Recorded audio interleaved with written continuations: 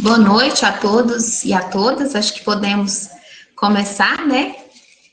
Esse primeiro encontro aí dos nossos jogos, do nosso GIF 2020, agora numa versão diferente. Quero agradecer a todos os professores que estão aqui presentes, né? E também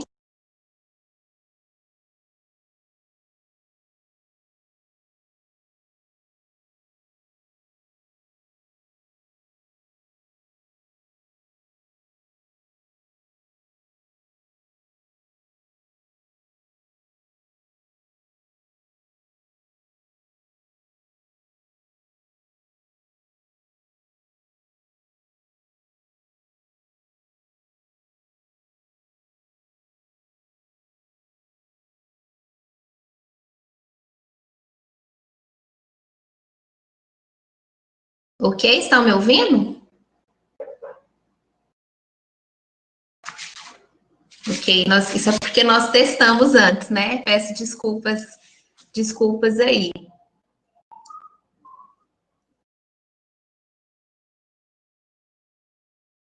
O vídeo tá ok?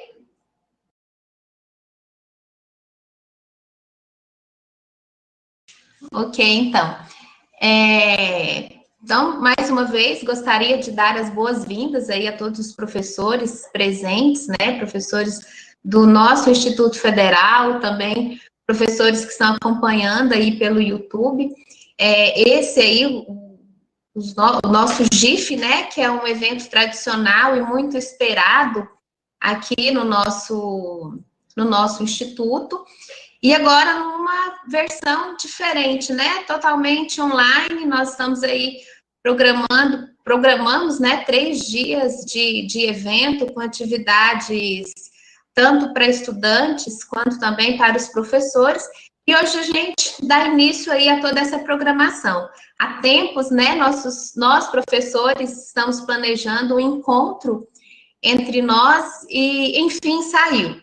Infelizmente, num período de pandemia, mas há muito o que se conversar, né? Nossa área aí é cheia de temas e assuntos e necessidades de diálogo mesmo.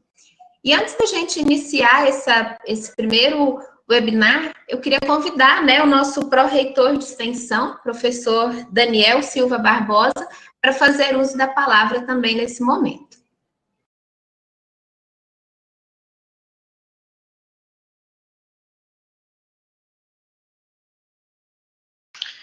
Bom, boa noite a todos e todas. Eu queria primeiro saudar a comissão organizadora do encontro e dos GIFs, né? Saudar todos e todas as professoras de educação física, saudar a área de uma forma geral. Acho que nós todos temos compreensão desse momento que a gente está passando, de pandemia e das dificuldades que nós estamos enfrentando, mas nem por isso nós esmorecemos e nem por isso nós deixamos, né, de pautar as questões importantes da educação e da instituição pública no patamar que nós defendemos e atuamos. Estamos transmitindo da nossa casa, né, um evento feito a partir das nossas residências, com a participação das nossas famílias, mas pautando também o IFG, o nosso trabalho e tudo mais. Então, eu queria cumprimentar. Nós faremos esse ano os eventos nesse formato, né, primando pela saúde, pela segurança de toda a comunidade, e, ao mesmo tempo, nos desafiando a fazer com qualidade o debate, trazer os temas, né, seja os temas da saúde, seja os temas da educação, e nesse caso específico, né, vocês, professores de educação física, discutindo entre si e discutindo também entre os colegas de profissão, né, profissionais, professores de educação física também de outras instituições, de outros lugares, o lugar, né, dessa formação nesse contexto que nós estamos, mas também no contexto de uma formação integral humana. Então, eu queria agradecer, cumprimentar, desejar que seja um bom encontro. Amanhã começa os GIFs, e que a gente consiga também, né, mesmo a partir daqui, fazer uma boa conversa, boas atividades, né, promover uma boa programação com todo mundo. Então, agradeço, cumprimento e desejo um bom encontro para todos e todas, né? Cumprimentar a todos vocês e desejar um bom encontro e um bom GIFs para nós, um bom primeiro evento, né? Que a gente vá aprendendo a fazer assim, porque por enquanto a gente vai fazer nesse formato, né? Nosso encontro de culturas, nosso festival de artes, então todos nesse formato virtual. Então, um grande abraço aí a todos e todas e um bom encontro, um bom debate, uma boa conversa, né?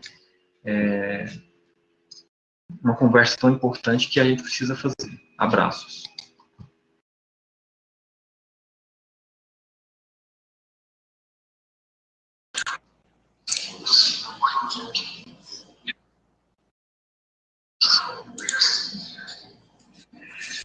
Agradeço, né, a fala do professor Daniel. Eu estou ainda com um probleminha de áudio aqui, estou tentando corrigir, tá? Então, vocês vão me perdoando e me sinalizando caso aconteça mais algum problema.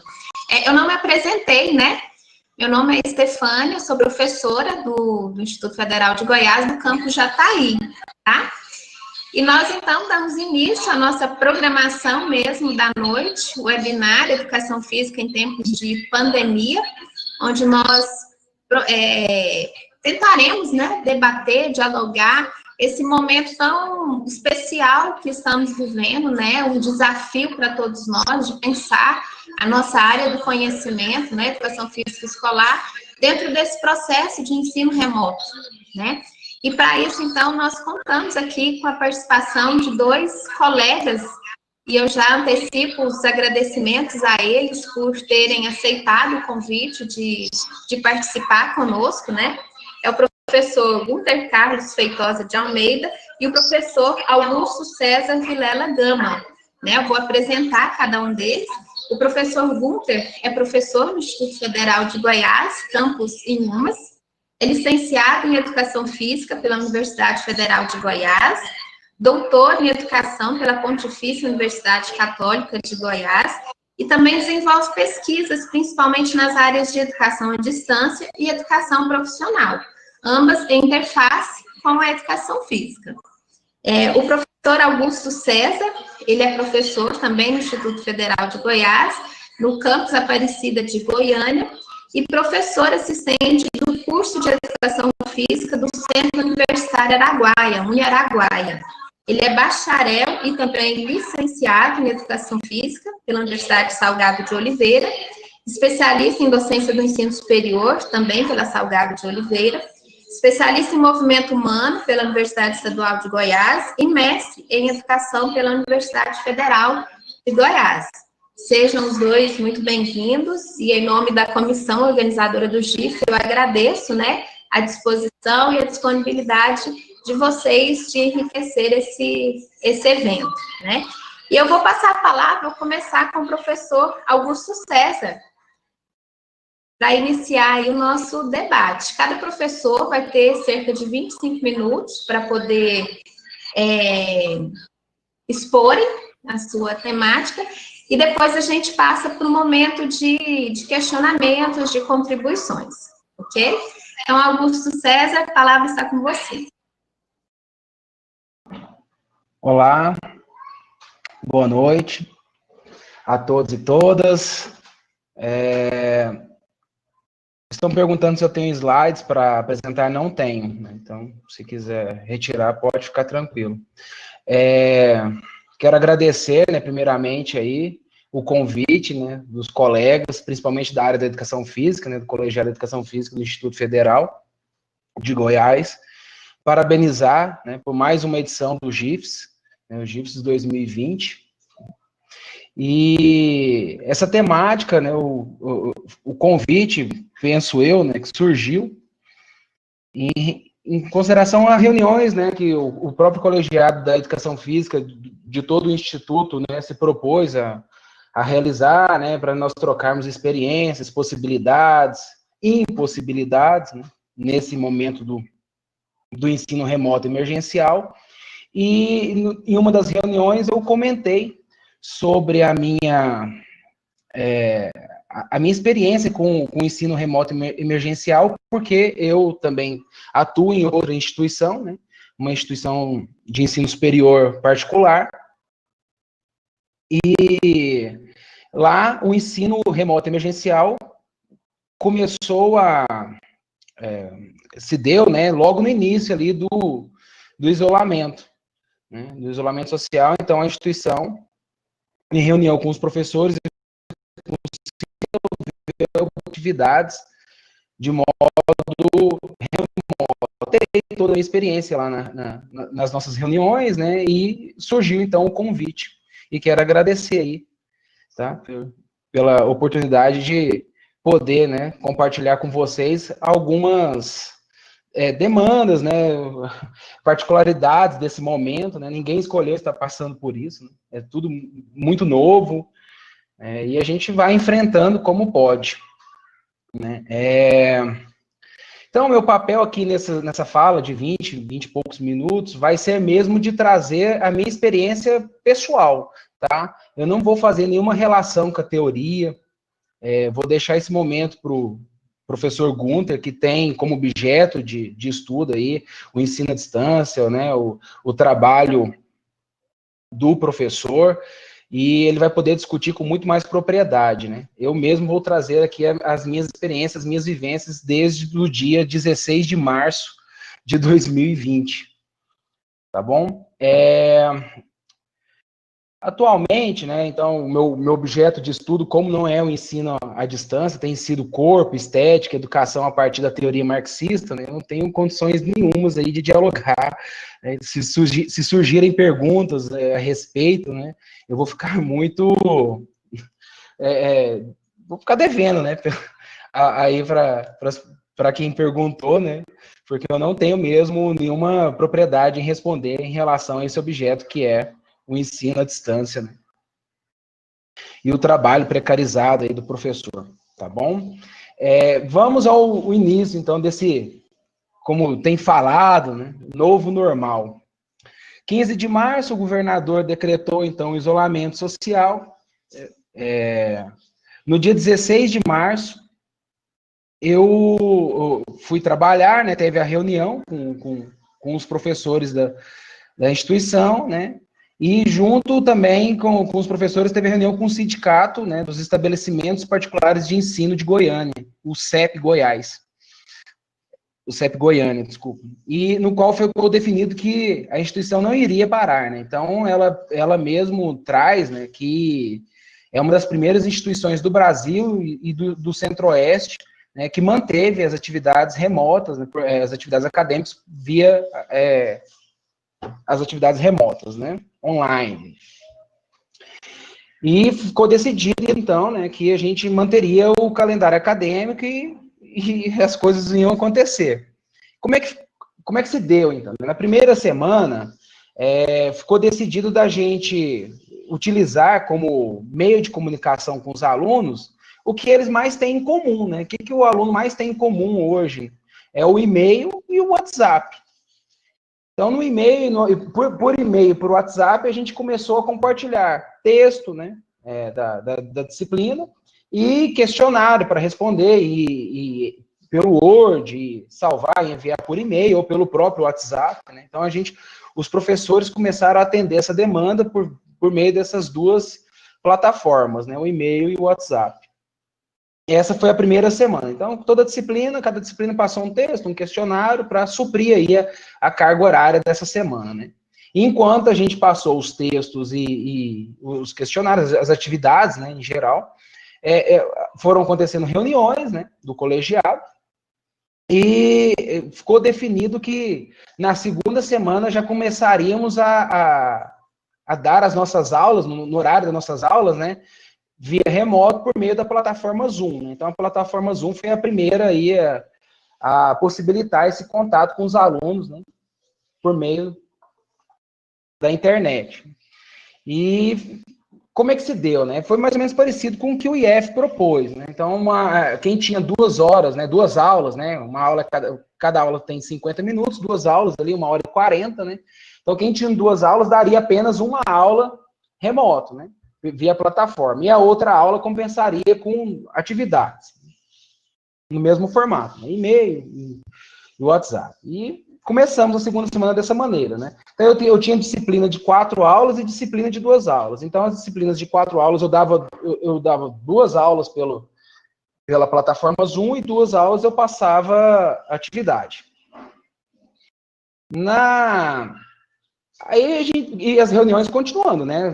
Eu acho que eu nunca fiz tanta reunião em toda a minha vida, né? Eu acho que eu olhava nos filmes, né? Aqui, as pessoas fazendo tanta reunião, eu falava, nossa, que reunião, quanta reunião. Acho que foi a primeira vez que eu participei de tanta reunião em toda a minha vida. Acho que era praticamente assim, dia sim, dia não, a gente estava se reunindo para definir aí como trabalharíamos, né, nesse momento tão particular, né? E aí foram surgindo possibilidades, né? O Classroom surgiu, que é uma sala de aula virtual, onde você compartilha conteúdos, compartilha atividade, você pode corrigir atividade, lançar notas, você pode trabalhar tem uma forma também de compartilhamento social, então você pode colocar no mural. E a gente foi trabalhando, né, ensinando o aluno, né? Agora, foi fácil? Não foi fácil, né? Tinha muito aluno com dificuldade de entrar no Classroom, né? Mas a gente foi trabalhando 1 a 1. Na terceira semana já estava meio que já se dando o que a gente tem tido hoje, né? Esse formato de ensino remoto, mas com muita dificuldade, principalmente dos alunos em relação às plataformas, né? Então, os alunos, eles tinham muita dificuldade de acessar o Classroom e nós, no momento, utilizávamos a nossa conta pessoal, né? Então, a gente fazia uma conta no Google, quem não tinha fazia, né? O professor, e o professor que já tinha utilizava a sua conta pessoal no Google e criava o Classroom. A conta pessoal, ela tem um limite de armazenamento, né? Então, quando você ia compartilhando texto, compartilhando atividade, ia consumindo lá o seu limite. Quem já tinha um e-mail mais antigo, né, uma conta do Google mais antiga, o limite meio que já estava lá pré-estabelecido, né? E você ainda alimentando, criando, né? Cada vez que você compartilha o documento com o aluno, você está aumentando ali o seu consumo de dados, né? Do Drive, e isso começou a trazer algumas impossibilidades, né, de colocar muito texto, de colocar vídeo, mas a gente foi adequando, né. O que não dava para fazer pelo Classroom, a gente compartilhava pelo WhatsApp. E foi indo. A partir do segundo mês, os alunos dificuldade na participação online na plataforma Zoom. Muito por quê dessa dificuldade? O Zoom, o Meet, que é a mesma coisa, né, a mesma funcionalidade, ele consome muito o pacote de dados da internet, né, muita sua internet. Então, tinha aluno que utilizava ali os dados móveis, né, e aí a primeira semana foi ok, a segunda semana foi ok, a partir da terceira começou a falhar, né? Já não entrava mais, caía, não conseguia assistir a aula, né? Não escutava o professor, ficava falhando. Muita dificuldade em relação a isso. Aí a gente começou a perceber que se desligasse a câmera, o pacote de dados durava mais, né? Então a gente começou a pedir para eles desligarem as câmeras, né? Peraí, desculpa, é o ensino remoto, né? Ai, perdão, a gente está em casa, né?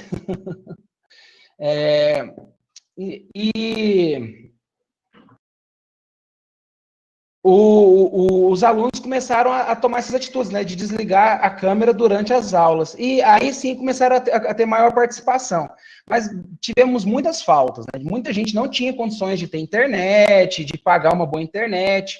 No meu caso em particular, como professor, eu tinha um pacote de dados aqui, acho que de 15 megas.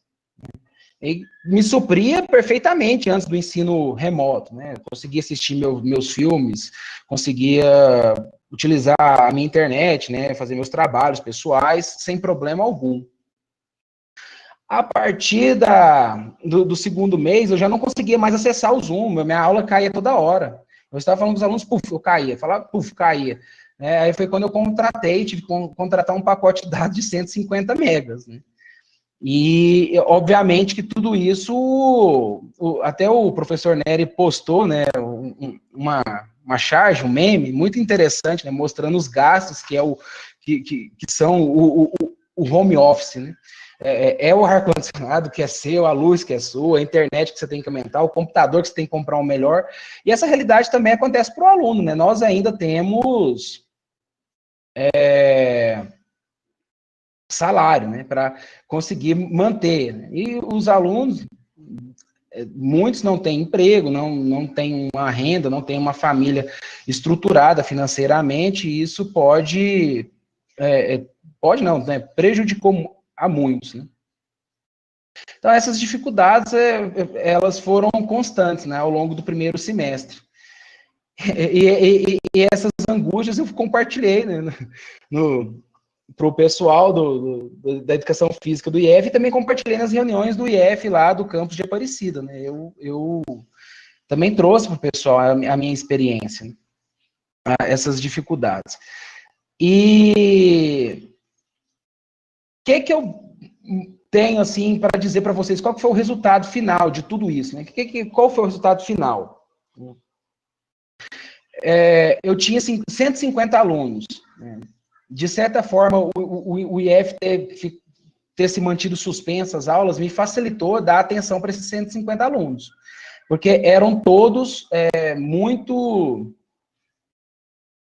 carentes, né, em relação ao uso das tecnologias, né? E aí a gente tinha que dar atenção, ensinar, parar. Então, minha carga horária é de 30 horas, né, a média de 30 horas, acho que eu posso colocar vezes 4 aí, né? Precarizou muito, né?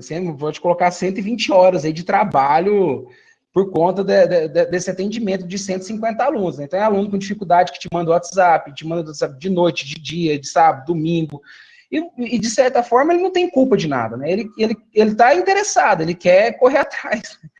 Aquele que estava desinteressado, ficou por isso mesmo, e seguiu dessa forma. Agora, os que estavam interessados, né, queriam participar da aula, queriam fazer atividade, tinham dificuldades, eu tive que dar atenção, né? E isso me consumiu demais energia, mas muita mesmo, tá? Responder e-mail, WhatsApp, os constrangimentos, né, dos finais de semana, você não tem um descanso para responder isso. A falta de participação no Zoom foi muita, isso também dificultou bastante. Aí uma coisa engraçada que tem que rir para não chorar, né? Mas assim, que aconteceu muito foi que o Zoom te dá a possibilidade de você abrir o áudio das pessoas, né? Então eu falava sozinho, né? Dando aquela 2 horas de aula ali, né? Falando sozinho, ninguém interagia. Gente, deixa eu abrir o áudio aqui para ver o que esse aluno tá fazendo, né? Eu abri o áudio lá do Zoom, né? Ô, fulano não respondia, eu abri o áudio, eu escutava a televisão ao fundo, ou eu escutava conversas, né? Então, assim, eu deixava logado, aquele que tinha internet boa logava só para falar que participava, mas não estava de corpo presente, né? A alma estava em outro lugar, estava lá na Netflix. As atividades também, muita dificuldade com as atividades. As atividades eram plagiadas, né, demais, né? Então, responde tal pergunta. Ele lá ele copiava aquela pergunta, colocava no Google, o Google respondia a pergunta, ele copiava de volta e colocava lá no questionário, né? Então tinha muita atividade plagiada, e isso querendo ou não, dificulta o aprendizado, né? Você vê que o ensino-aprendizagem fica deficiente, né? Uma outra questão também foi... Eu até anotei aqui, as questões físicas, né? Eu anotei para falar o que eu tive ao final do semestre, né? Então, ao final em julho de 2020, né, eu estava com hérnia de disco de tanto ficar sentado, dor no pulso de tanto digitar e responder e-mail, WhatsApp, e construir atividade, e slide. Eu gosto muito de dar aula no canetão, então eu não tem como ter canetão no Zoom, você tinha que criar slide para o aluno acompanhar a aula, e tudo isso consumiu, né? Muitas horas de trabalho e eu tive muita dor no pulso, nas mãos, e muita dor de cabeça de ficar olhando para o computador, né, o dia todo, né? Você tinha que ficar o dia todo logado aí no computador, né, respondendo as demandas. Essas foram as minhas dificuldades do ensino remoto, né? E todas essas dificuldades eu passei para o colegiado do campus de Aparecida de Goiânia, né, falando na hora de tomar as decisões, falei, gente, olha, realmente não é fácil, né? A gente tem que olhar também para a questão da saúde, né, da nossa saúde enquanto trabalhadores, né? E entender também a questão do aluno, né? Muitas das vezes, uma má internet, dificuldade de acessar as plataformas, porque nunca vivenciou isso, e essas coisas realmente complicam, né? E você tem que atender ali, né? Aí, a instituição, eu acho que agora assim, como foi uma coisa emergencial, né? Eu estou contando aqui, obviamente, aquilo, assim, a gente tentou dar o nosso melhor, todo mundo, né, todos os professores, a instituição, né, eu estou contando aqui, não é o fracasso, mas o que realmente dificultou, mas as vitórias a partir de agora, né? Então, o que foram as vitórias, né? Novas possibilidades. O segundo semestre agora está sendo totalmente diferente, né? A gente conseguiu sistematizar muito. A precarização ainda existe para vocês, né? Trabalhar de casa. Isso é para todo mundo, não é específico da minha instituição. Né? Isso acho que para todos nós que estamos trabalhando de home office de casa, né? Tem essa dificuldade. O que a instituição propôs, né? Ela, na hora dos alunos refazerem a matrícula, né? Ela agora, assim, antes foi um pego de surpresa, ninguém se matriculou para fazer esse tipo de ensino, né? Foi uma maneira de manter o calendário acadêmico, de não prejudicar o calendário acadêmico e nem a vida acadêmica de ninguém, né? As novas possibilidades foram. Os alunos, então, que foram matricular, já foram cientes, sabendo que iam passar por esse momento emergencial, né, do ensino remoto emergencial. Então, eles já estavam cientes, né, que tem que ter uma internet, que tem que ter um computador, que vão fazer atividades, que tem... Então, toda essa demanda, dessas dificuldades, aqueles que se matricularam no segundo semestre já foram cientes de tudo isso. Então, a nossa cobrança agora pode ser mais específica, né, a gente não tem tanta dificuldade, eu já não atendo tanto aluno com dificuldade, mas como foi o primeiro semestre, porque eles já estão bem cientes do que tem que ser feito. Outra coisa, a instituição fez uma parceria que, para mim, assim, essa parceria foi fantástica. Acho que foi a melhor decisão que ela poderia ter feito, né? Então, estou trazendo aqui as dificuldades, mas também as possibilidades para todo mundo entender o que a gente pode fazer ao longo desse semestre, né, no Instituto Federal.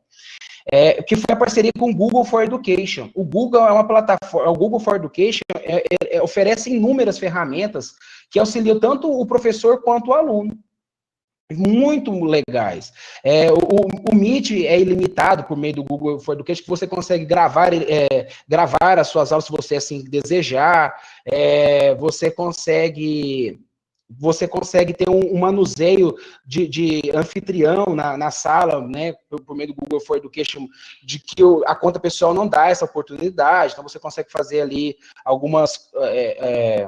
utilizar algumas ferramentas que o e-mail pessoal a conta pessoal não lhe dá, né? Você utilizar ali apresentações, que é o PowerPoint do Office, né, planilhas, que é o Excel, documentos, que é o Word, né, eles trazem como apresentações, planilhas e documentos, o Google, e você consegue utilizar ela de maneira offline, né? Então, os alunos começaram, por meio do seu e-mail institucional, eles tiveram acesso a Drive limitado, ao Meet também ilimitado, né? E então a gente pode fazer trabalho em grupo com eles, passa trabalho, eles mesmos se reúnem, né? Eles conseguem se reunir pelo Meet deles, né? E isso também faz com que eles desenvolvam técnicas, né? Que para o futuro está posta, né? Não tem como negar isso. Isso aqui chegou e vai ficar, né? Não dessa forma, obviamente que eu sou totalmente a favor das aulas presenciais, não estou aqui elogiando o ensino remoto, mas essas ferramentas ficaram, né? Hoje a gente consegue se encontrar, nesse momento agora, professor já está aí, né? E em demais cidades do interior, 400 500 quilômetros de distância, nós estamos todos aqui conversando, né, dialogando juntos. Isso ficou, né, vai ficar, mesmo que volte à rotina normal depois da vacina, esses encontros vão continuar, né, reuniões e tudo mais, né, facilita muito. Então, eu acho bom o aluno testar essas ferramentas para conseguir trabalhar isso aí, né. Uma outra questão que agora está dando certo para a gente também é a questão da liberação das aulas práticas, né? Como liberou a academia, né? Com o curso de educação física, né? Como liberou a academia, liberou agora a escolinha, né? Então também se liberou as aulas práticas dentro da instituição. Obviamente, com uma série de protocolos, distanciamento, álcool em gel, máscara, né? A vivência que a gente sabe que compromete ali, né, de certa forma, nas práticas corporais, mas ainda vai acontecer, melhor do que ser online, pelo menos, né, de certa forma, tem uma possibilidade, né, e querendo ou não é culpa de ninguém que nós estamos vivendo. Então, essas aulas práticas voltando, né, vai facilitar bastante aí, né, até o final do semestre, esse formato de ensino. Vou finalizar, acho que eu falei demais, eu começo a falar e não paro, é um defeito meu, e eu perdi o tempo, acho que eu já ultrapassei a minha fala, né? Eu vou só trazer aqui as questões do IF agora, para finalizar mesmo, peço desculpas. A falta do acesso ao e-mail institucional, né? Então, assim, no IF, vou trazer aqui, igual eu ponderei ali as dificuldades que nós tivemos no primeiro semestre, vou ponderar as dificuldades agora do IF, né, que está começando esse ensino remoto. A falta do e-mail institucional, né? Com o e-mail institucional, por exemplo, só quem tem o e-mail institucional consegue acessar as aulas pelo Meet, por exemplo. Né? Então, aquilo que a instituição privada tem que pagar o Google para ter, não sei como é que funciona o IF, a questão a questão orçamentária, como é que se dá isso, né? Com essa parceria com o Google, né? Mas na privada é pago, né? No IF não sei como é que é, mas o IF tem essa possibilidade, né? Ele tem essa parceria com o Google, né? Tem questões de oferecer o e-mail institucional, essas plataformas que eu citei que melhoraram bastante as aulas. Por quê? O que está acontecendo no IF, pelo menos no campus de Aparecida aconteceu bastante? Como os alunos não acessam o Meet pelo e-mail institucional e nem o professor entra pelo e-mail institucional, quando você abre a sala, o professor ele tem que ficar liberando, né, o acesso de todo mundo. Então ele não sabe quem está entrando ali, ele vai liberando de todo mundo. Tem entrada pessoas que não são alunos da turma na sala para atrapalhar a aula do professor, postar pornografia, falar pornografia, né, e palavrões, né, isso arrebenta para quem é professor, o aluno que está também prestando atenção, ele dispersa com esse tipo de atitude, né? Isso é horrível. Então, uma coisa que o IF deveria aprimorar, né? Se tinha que ter feito alguma coisa nesse período remoto, nesse período de isolamento, era ter, né, trabalhado com as ferramentas do e-mail institucional. Né? Em vez de inserir no Moodle, perder tanto tempo com o Moodle, deveria ter perdido tempo com o Google, né? Principalmente com o e-mail institucional, porque aí você traria uma segurança, um conforto para o professor e para os alunos da turma, né? De ninguém invadir o link, porque quando você compartilha o link da aula, os alunos mandam lá para o colega, velho, entra lá, que zoa todo mundo da sala lá e tal, causa confusão, né? Aí o amiguinho vai entrar, vai fazer confusão, você não sabe quem é, você liberou a entrada, então por meio do e-mail institucional isso não vai acontecer. Né? E uma outra crítica que eu faço é em relação ao Moodle, né? O Moodle é muito complicado. Tá? Não sei por que optaram pelo Moodle se não é ensino à distância, é ensino remoto. Né? Você pode optar por outras plataformas. Por exemplo, meus alunos conseguem responder questionários pelo celular a partir do Google Forms. né? Ele acessa, ele liga, ele responde com facilidade. O Moodle não dá essas possibilidades, pelo celular é complicadíssimo. O professor montar o questionário pelo Moodle é muito complicado. Então, eu penso a dificuldade do aluno. O professor, né, um doutor, um mestre, tem dificuldade em trabalhar com aquela plataforma ali. Por que isso? Porque o aluno, ele fez matrícula para o ensino presencial, ele não fez matrícula para trabalhar com o Moodle. O professor, ele foi contratar, ele passou um concurso para trabalhar presencial, não foi para trabalhar ensino à distância. O Moodle foi uma plataforma criada por ensino à distância, e tem que ter essa separação. Nós não estamos vivendo o ensino à distância, nós estamos vivendo o ensino remoto. E eu penso que as plataformas do Google são muito mais fáceis de serem trabalhadas, o aluno ia ter muito mais facilidade, o professor ia facilitar a vida de todo mundo. Então, é uma crítica que eu faço em relação ao Moodle, né? E porque quando o aluno vai fazer matrícula num curso à distância, ele está ciente do que ele vai fazer, ele está ciente que ele precisa de um computador, ele está ciente que precisa de uma boa internet, ele está ciente que tem que fazer uma adaptação, né, para trabalhar com o Moodle. Os professores, os tutores já são habilitados, né, fazem habilitações para trabalhar, né, com a plataforma Moodle, é outra realidade. Agora, do jeito que a gente já está num momento difícil, né, preocupante, e ainda coloca essa ferramenta complicada para trabalharmos, é muito ruim, né? Então, eu deixo aqui no final como possibilidade, e eu falo para vocês, é fantástica essa ferramenta do Google for Education, tá? Vale a pena fazer ali os cursos do Google for Education, aprender a utilizar as ferramentas, até mesmo para a vida, né? Você tem condições ali de criar apresentações maravilhosas para palestra, para o trabalho, para a vida profissional, e você passar isso para o aluno é muito bom. Quando ele formar, ele vai para o mundo do trabalho, ele vai ter ali, né, possibilidades de trazer um trabalho primoroso, né? O Google for Education é muito interessante, eu trago aí para vocês como recomendação. Dá para você passar vídeo, utilizar o YouTube, o áudio passa tranquilamente, não fica aquela coisa perdida, você consegue transmitir vídeo, qualquer coisa dinâmica, qualquer coisa que utiliza vídeo, áudio, você consegue trabalhar muito bem por meio do Meet, né? Então tem toda uma parceria ali das ferramentas Google, uma conversa com a outra, muito interessante, né? Então eu trago isso como proposta e faço uma crítica ferrenha ao Moodle. Eu mesmo, particularmente, estou tendo muita dificuldade. Gente, obrigado, falei demais. Gunter, me perdoa. E fico à disposição para responder as perguntas, se houver. Obrigado.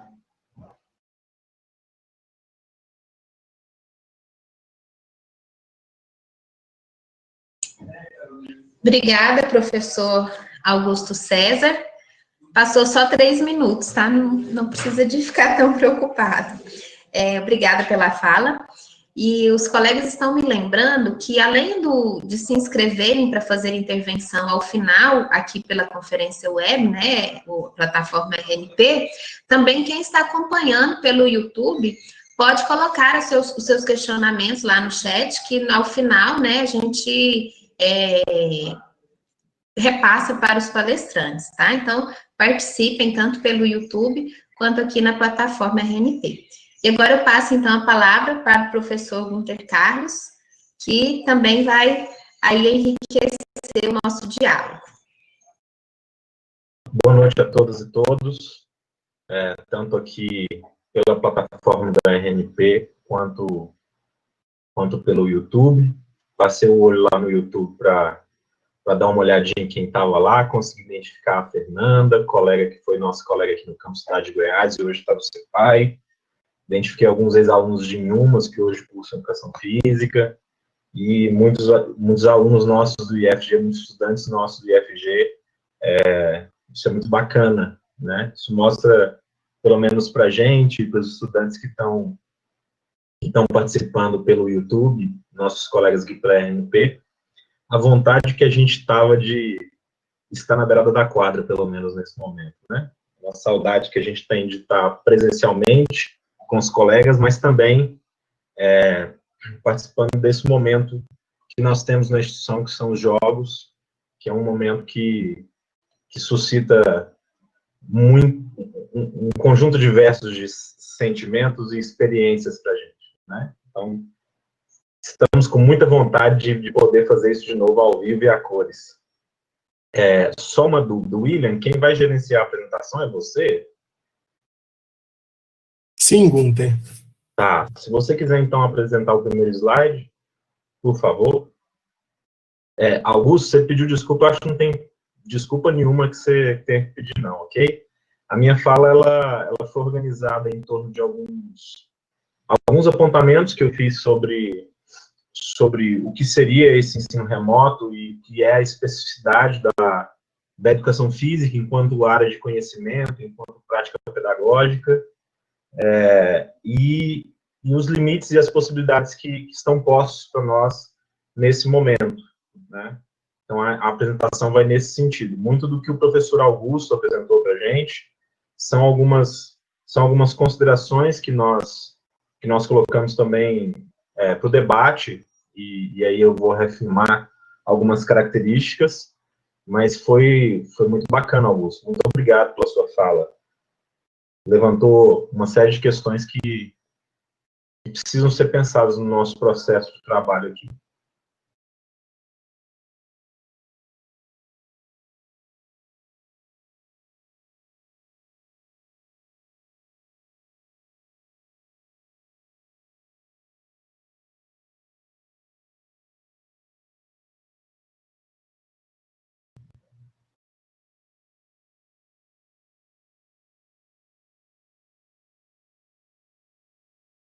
Tá tudo certo aí, William?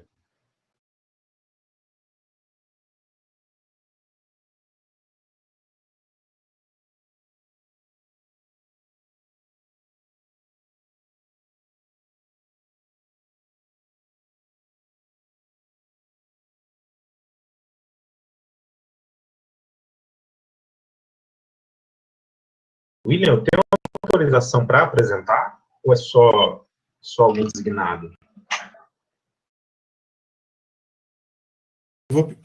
Nós vamos passar a apresentação para você. Você acha melhor, Gunter? Não, eu estava tentando... É porque, para mim, aqui ela não está aparecendo. Para você, está aparecendo? Sim, ela está sendo transmitida aqui. Ô, gente, desculpa, então. Estou aqui esperando, perdão. Bom, então, o título que eu escolhi para esse momento... Deixa eu passar a apresentação para ele, Marco. Oi? O título que eu escolhi para esse momento, para a gente estabelecer a conversa, é a educação física na Berlinda, né? Por que na Berlinda? Parece que a sensação que eu tive como professor de educação física para a educação básica é de que eu não estava tão preparado assim para esse momento. Então, acabou me colocando muito na Berlinda. Então, quais são as reflexões que o ensino remoto tem para nos trazer em relação à nossa especificidade? Então, deixa eu fazer aqui mesmo. Como é que eu volto aqui? Como é que eu volto ele para o... E daí, essa reflexão, ela vai estar ancorada em alguns estudos que eu fiz no mestrado e no doutorado, mas mais especificamente no mestrado. Eu acho melhor, eu vou passando. Da dissertação, que foi um estudo a respeito de um curso de educação à distância, de educação física à distância, e eu fiz uma análise das disciplinas em específico, aquelas disciplinas que dão a especificidade da cultura corporal, né? Então, eu vou tentar fazer as aproximações a partir dessa pesquisa que eu fiz no mestrado e também com alguns estudos do doutorado, todos dois relacionando a educação à distância e os modelos de educação e educação física que nós temos em vigência, hegemônico, nas escolas brasileiras. Se tiver aí nesse primeiro slide, aí está a minha vinculação, faço parte de 2 núcleos de pesquisa, um em educação e ciências, todos dois, um do campus em Umas, e o núcleo de estudos em pesquisa e educação física escolar, um núcleo que está sediado no campus Senador Canedo, e é composto por vários professores de educação física do IFG. Então, as reflexões também vêm desses espaços de diálogo e de estudo ao qual faço parte. Bom, pode passar. Bom, então, para nós conversarmos a conversa, né? no momento em que o ensino remoto vem, algumas questões são colocadas em jogo, né, nesse momento. Então, acho que para a educação física, a grande questão que é posta no momento em que o ensino remoto ele é adotado em grande parte das escolas do Brasil, no nosso caso aqui do IFG, ele começa a ser executado agora, nesse segundo semestre. No meu entendimento, ele toca o cerne da relação entre a educação física e a escola. Ou seja, todo aquele debate que historicamente é feito na educação física sobre qual é o nosso lugar, qual é a nossa relação com o projeto pedagógico da escola, ela ganha latência nesse momento, ou seja, ela se torna cada vez mais evidente e demanda um trato por parte de nós, professores, com o objeto, ou com o nosso conhecimento, com aquilo que nós vamos ensinar, mas também, ao mesmo tempo, ele nos traz o alerta de como nós estamos situados no projeto pedagógico do IFG e como nós damos resposta a esse projeto pedagógico.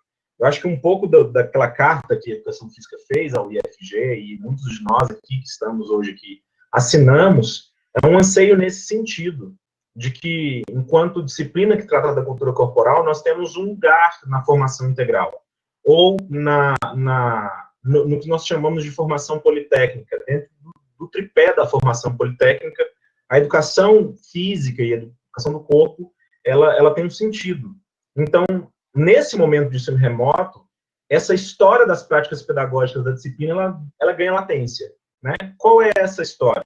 Nós, hegemonicamente, temos, e historicamente temos, não só no IFG, mas nas escolas, uma relação muito forte com o esporte, enquanto um tema da cultura corporal, e mais ainda do esporte no conhecimento prático, vivencial, técnico.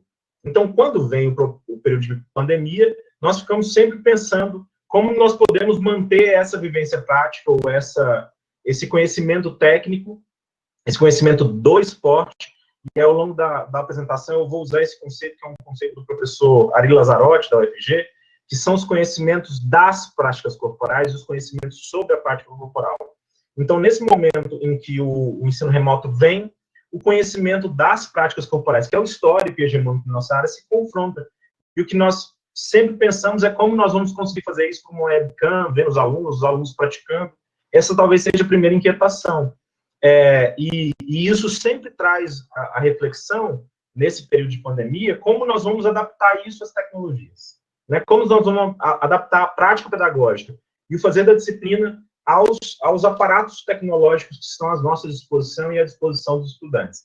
E aí talvez resida, e aí nós podemos conversar sobre isso mais depois, Campos Inhumas começou as aulas já tem quase 15 dias, quase 20 dias, quer dizer. Muitos desses problemas que são oriundos da adaptação das tecnologias à nossa prática pedagógica, eles suscitam nesse momento de ensino remoto.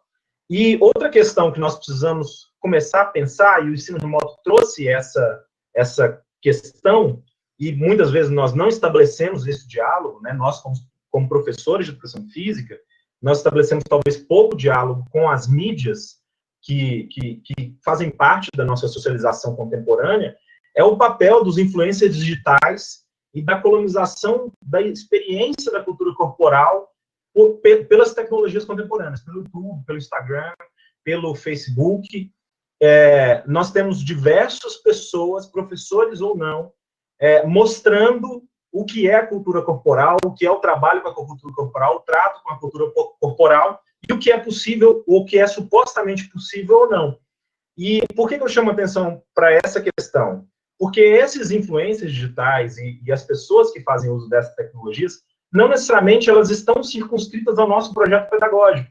Então, o que é colocado como possibilidade ali, talvez não seja possibilidade para determinadas abordagens da educação física já há 30 anos. Elas não satisfazem a necessidade dos projetos escolares. Eles não satisfazem uma série de coisas. Talvez eles satisfazem um desejo individual de movimentar o corpo, né? Esse desejo que é basilar de todas as teorias pedagógicas, mas que para algumas não é suficiente só movimentar o corpo.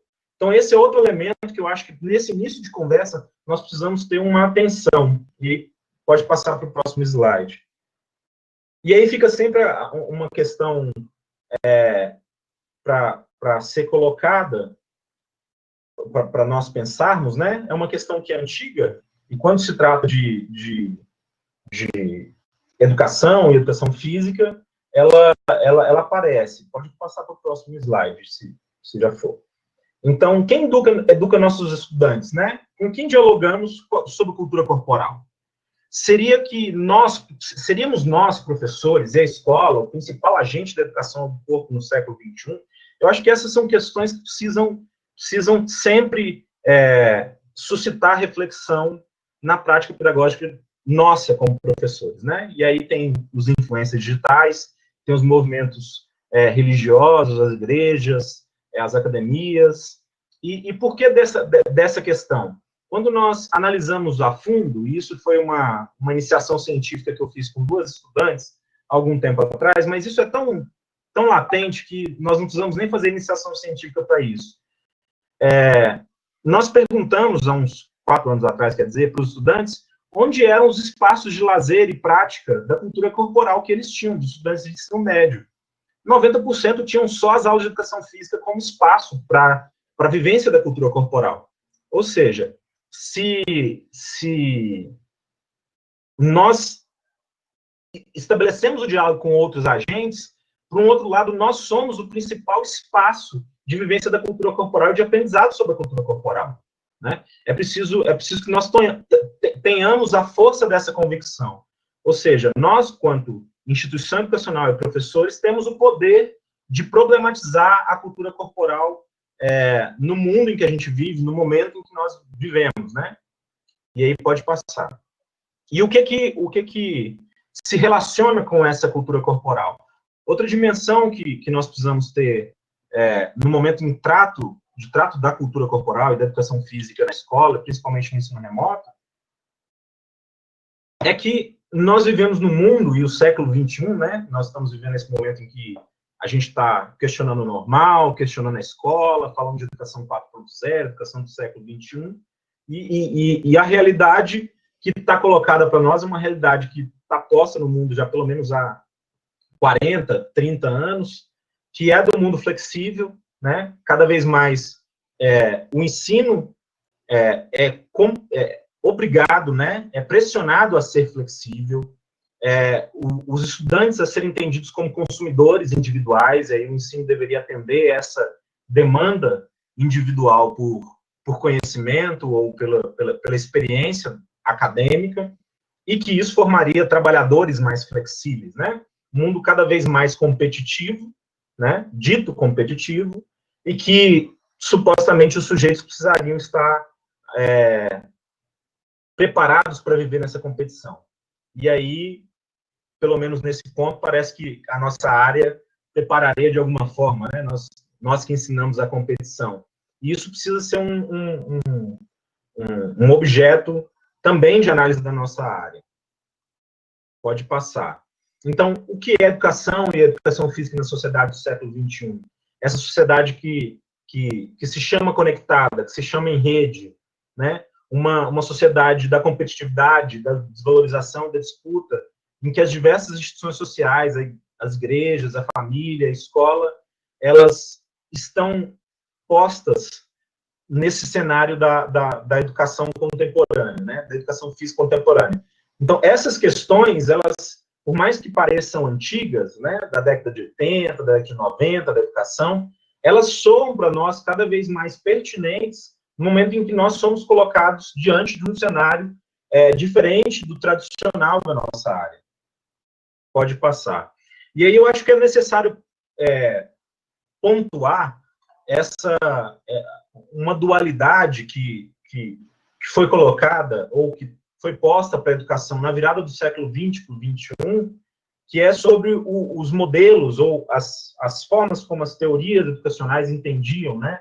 E aí, nesse slide sobre a construção e a disputa dos modelos de educação, vigorou durante muito tempo, e ainda vigora em algumas redes, algumas escolas, o modelo educacional tradicional, né? E aí, à esquerda da imagem, nós temos uma imagem, um desenho adaptado daquele filme do Pink Floyd, baseado no disco do Pink Floyd, The Wall, que faz uma crítica sistemática à escola tradicional inglesa, mas basicamente uma crítica que pode ser generalizada à escola tradicional, de que nós temos um modelo educacional do século XX que modela as pessoas para saírem de maneira igual, né? Um modelo que massifica, que moe as pessoas e coloca nelas a mesma característica. E no final do século XX, apesar de não ser do final do século XX, mas ganha força na discussão educacional mundial no final do século XX, um modelo de educação que tem uma outra característica, e talvez representada pela imagem à direita, que é o modelo escola de base, escola novista, que viria com a argumentação de que a educação precisaria ser cada vez mais personalizada, ativa, o foco cada vez menor no docente, no professor, e cada vez mais centralizado no estudante, trazendo toda uma argumentação em torno das metodologias ativas, né? E aí, essa duplicidade de modelos educacionais e de duplicidade que também traria na educação física, ela ganha uma outra conotação, né? Talvez aí pela esquerda, na educação física tradicional, nós teríamos o esportivismo exacerbado, e pela metodologia de ensino criticariam esse tecnicismo exacerbado e teria na ludicidade e no processo de constituição de um saber da educação física no final do século como um modelo aí para o século XXI, mas o que está em torno dessa discussão de fundo educacional? É justamente essa disputa de qual é a centralidade da educação, né? No final do século XX para o XXI, nós ainda temos essa reverberação das metodologias ativas.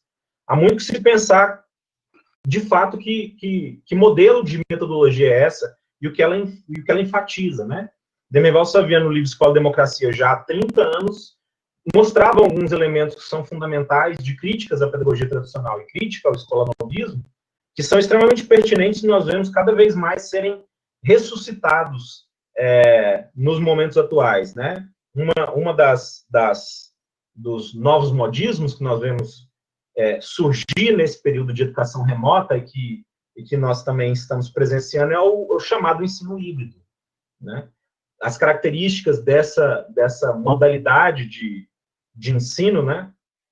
E, por vezes, em documentos, em textos da mídia, tem a pretensão de ser, às vezes, totalizante, né? Parece que só é possível fazer ensino remoto e educação à distância pela metodologia híbrida. Ela carrega muito do movimento escola-novista e das características do escolanovismo. Pode passar.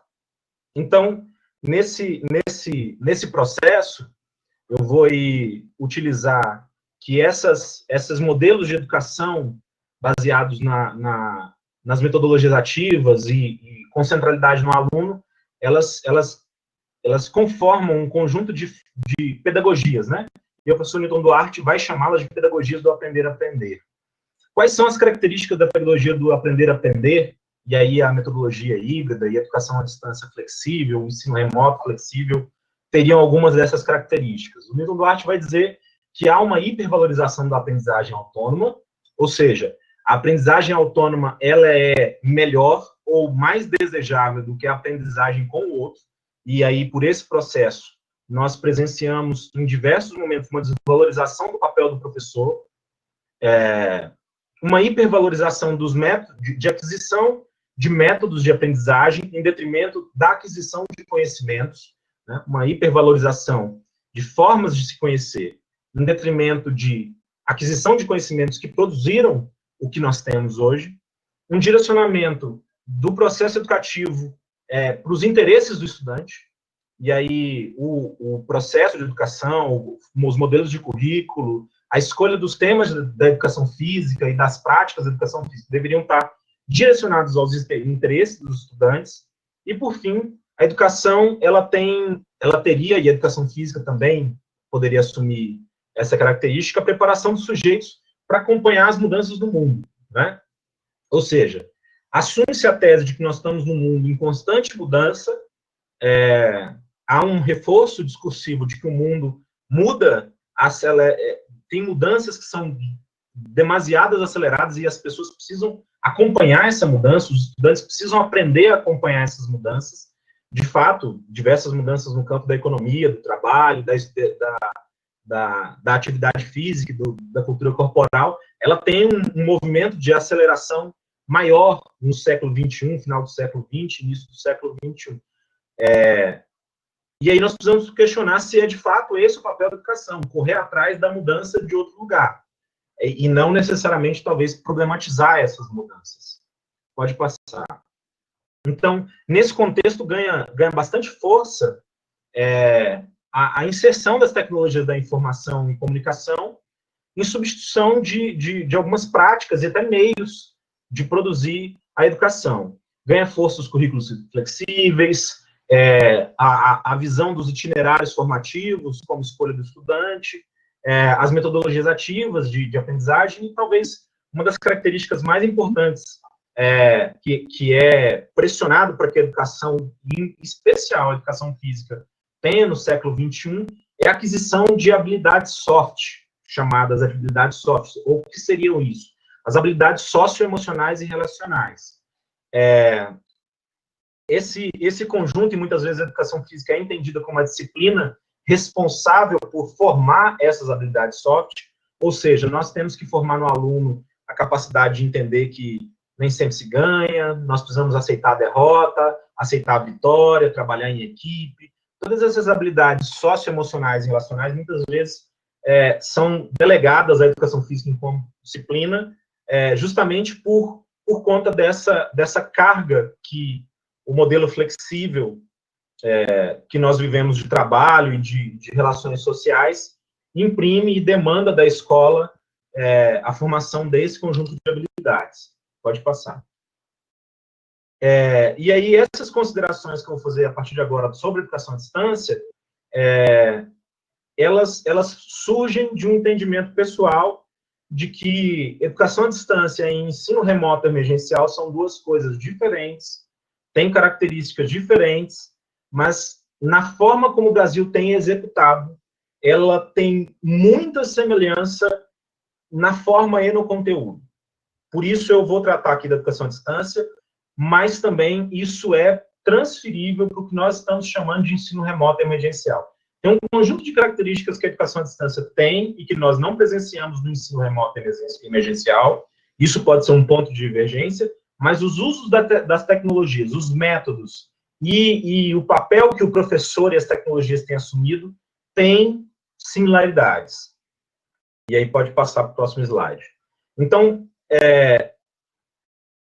a contribuição que eu venho trazer da educação à distância, que hoje tentar lançar mão, é uma comparação que eu vou tentar avançar um pouco, que a professora Maria Luísa Belloni, que é uma pesquisadora da educação à distância no Brasil, faz, com base num autor alemão, chamado Otto Peters, ela faz um parelho, uma comparação da educação à distância com os modelos de organização da indústria, o Fordismo, o modelo flexível, e aí nós vamos seguir a mesma ideia, dando as características do que seria a educação à distância. Então, o Otto Peters, lá ainda no século XX, meados do século XX, faz uma caracterização do que seria a educação à distância fordista, né? Ele vai dizer que é uma educação que tem por característica ser massificada e mecanizada. Ela tem a finalidade de atender o maior número de pessoas no trabalho educativo. E esse atendimento demanda a divisão do trabalho educativo.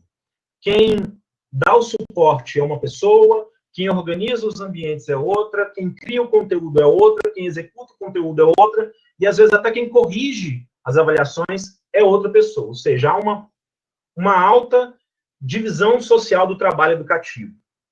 Os conteúdos, segundo o Otto Peters, na educação fordista, eles precisam ser o mais padronizado possível. Ou seja, permitindo que essa divisão do trabalho aconteça.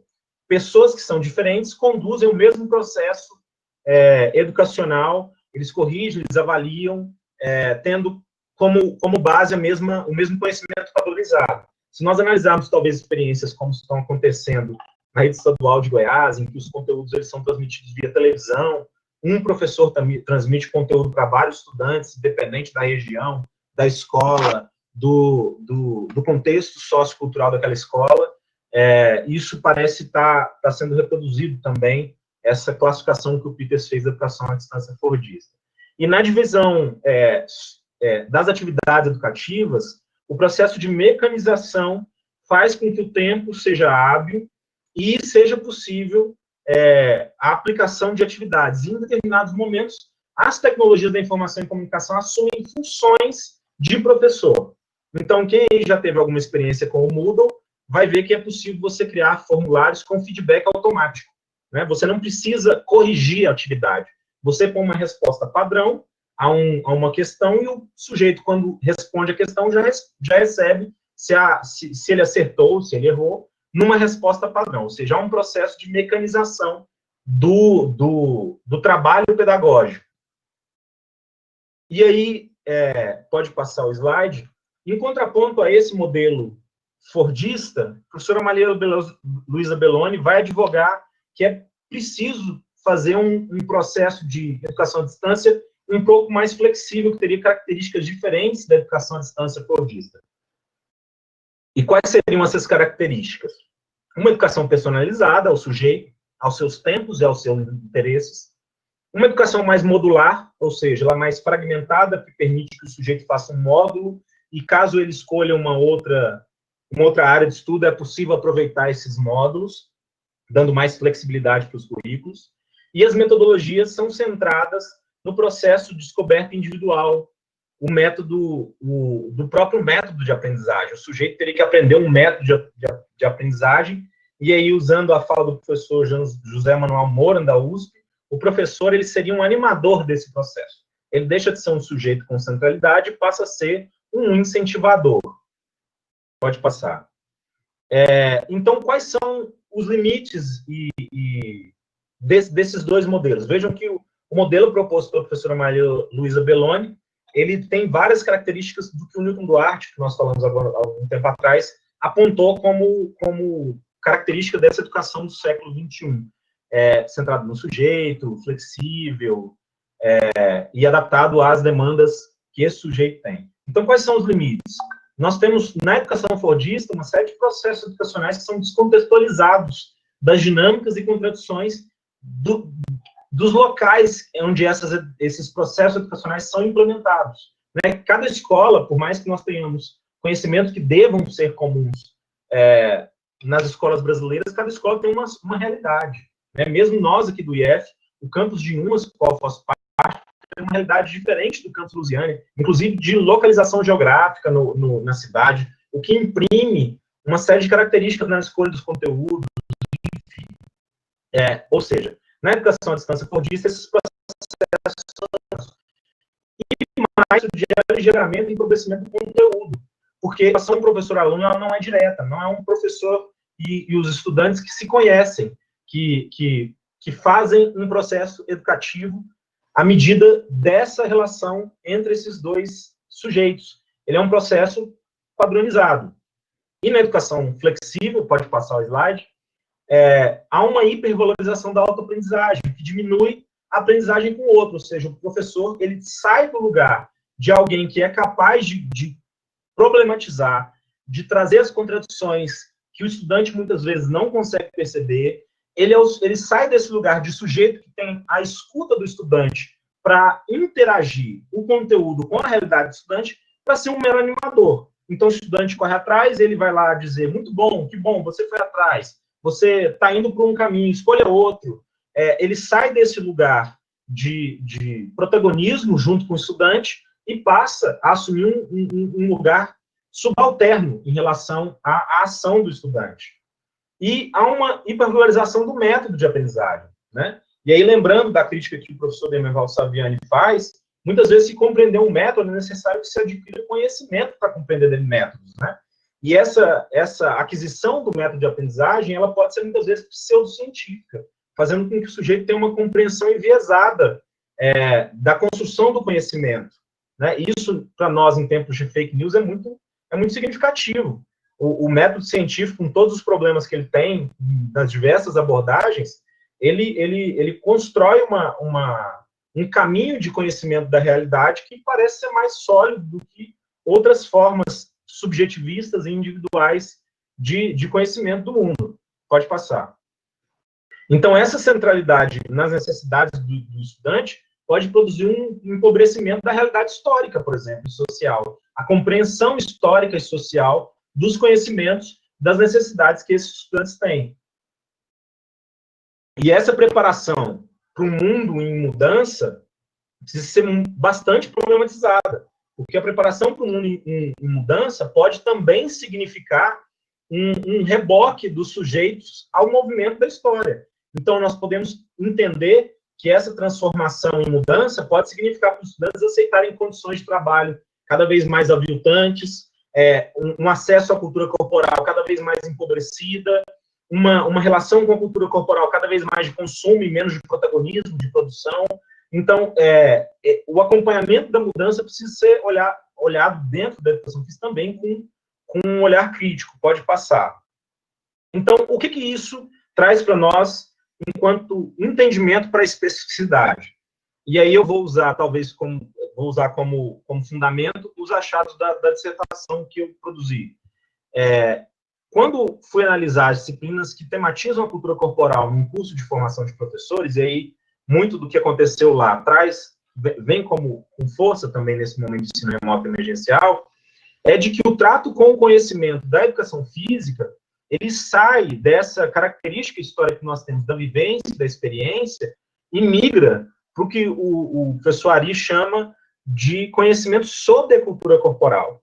E nessa migração para o conhecimento da cultura sobre a cultura corporal, o que fica? Dada essa história tecnicista e restrita da vivência da cultura corporal aos esportes, o que se tem no ambiente virtual, que é o que nós vamos lidar, um conhecimento cada vez mais descritivo sobre a experiência corporal e com centralidade nas regulamentações, nas regras,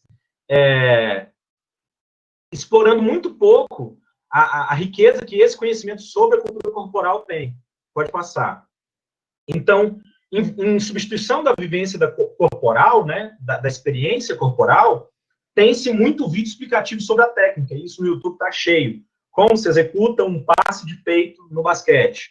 E aí vai uma descrição. Se posiciona a bola em tal lugar, faça a extensão completa dos braços, pronação do antebraço. Aí vem esse conjunto descritivo. Como se nós estivéssemos transformando a experiência corporal num conjunto de conceitos que, de alguma forma, trariam a realidade do que é a experiência corporal.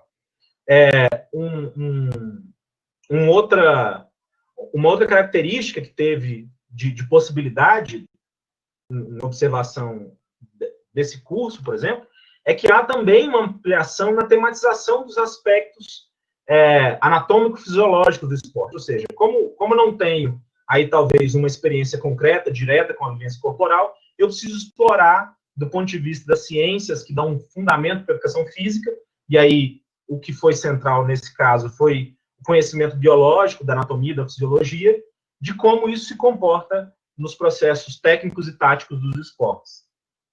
Pode passar. Somadas a essas características da educação física num ambiente virtual de aprendizagem, nós precisamos colocar algumas questões, né? Algumas delas o professor Augusto já trouxe. Já tem um conjunto de estudos, e aí coloco a minha dissertação, a tese, alguns trabalhos orientados pelo professor João Reis Silva Júnior, que é da educação, na UFSCar, mostrando essas características da educação à distância, que no ensino remoto isso tem se apresentado, os sindicatos têm mostrado que isso é uma realidade também no ensino remoto. Há um processo de intensificação do trabalho docente e do trabalho dos estudantes. Ou seja, se torna multifacetado o trabalho pedagógico, ele ganha novos contornos no ambiente virtual de aprendizagem, mas, ao mesmo tempo, ele intensifica o trabalho do docente e do estudante. Então, se o docente vai se comprometer a modelar uma disciplina dentro do ambiente virtual, personalizada para aquela turma, de acordo com a realidade, no nosso caso, dos cursos técnicos, da área de atuação também profissional desses estudantes, isso gera um trabalho, por vezes, maior do que o trabalho presencial. E isso nós precisamos estar atentos. Tanto para os professores quanto para os estudantes, porque nós temos uma instituição normativa também dentro do IFG que nos obriga a fazer atividades síncronas e assíncronas. O que nós estamos percebendo nesse desenvolvimento lá em UMAS, por exemplo, é que os estudantes têm reclamado bastante do volume de atividades assíncronas, porque além das atividades que eles já faziam no presencial, que vários professores passavam trabalho e tarefas, há a obrigação da carga horária que não é executada de maneira síncrona. Ou seja, às vezes, por vezes, duplica ou triplica a tarefa para casa que ele tem. Então, isso é uma coisa que nós precisamos ter no olhar quando nós organizarmos a educação física no ambiente virtual de aprendizagem. E outra coisa que nós precisamos tomar cuidado em face desse problema é talvez a gente aligerar esse conteúdo. E aí é um problema também.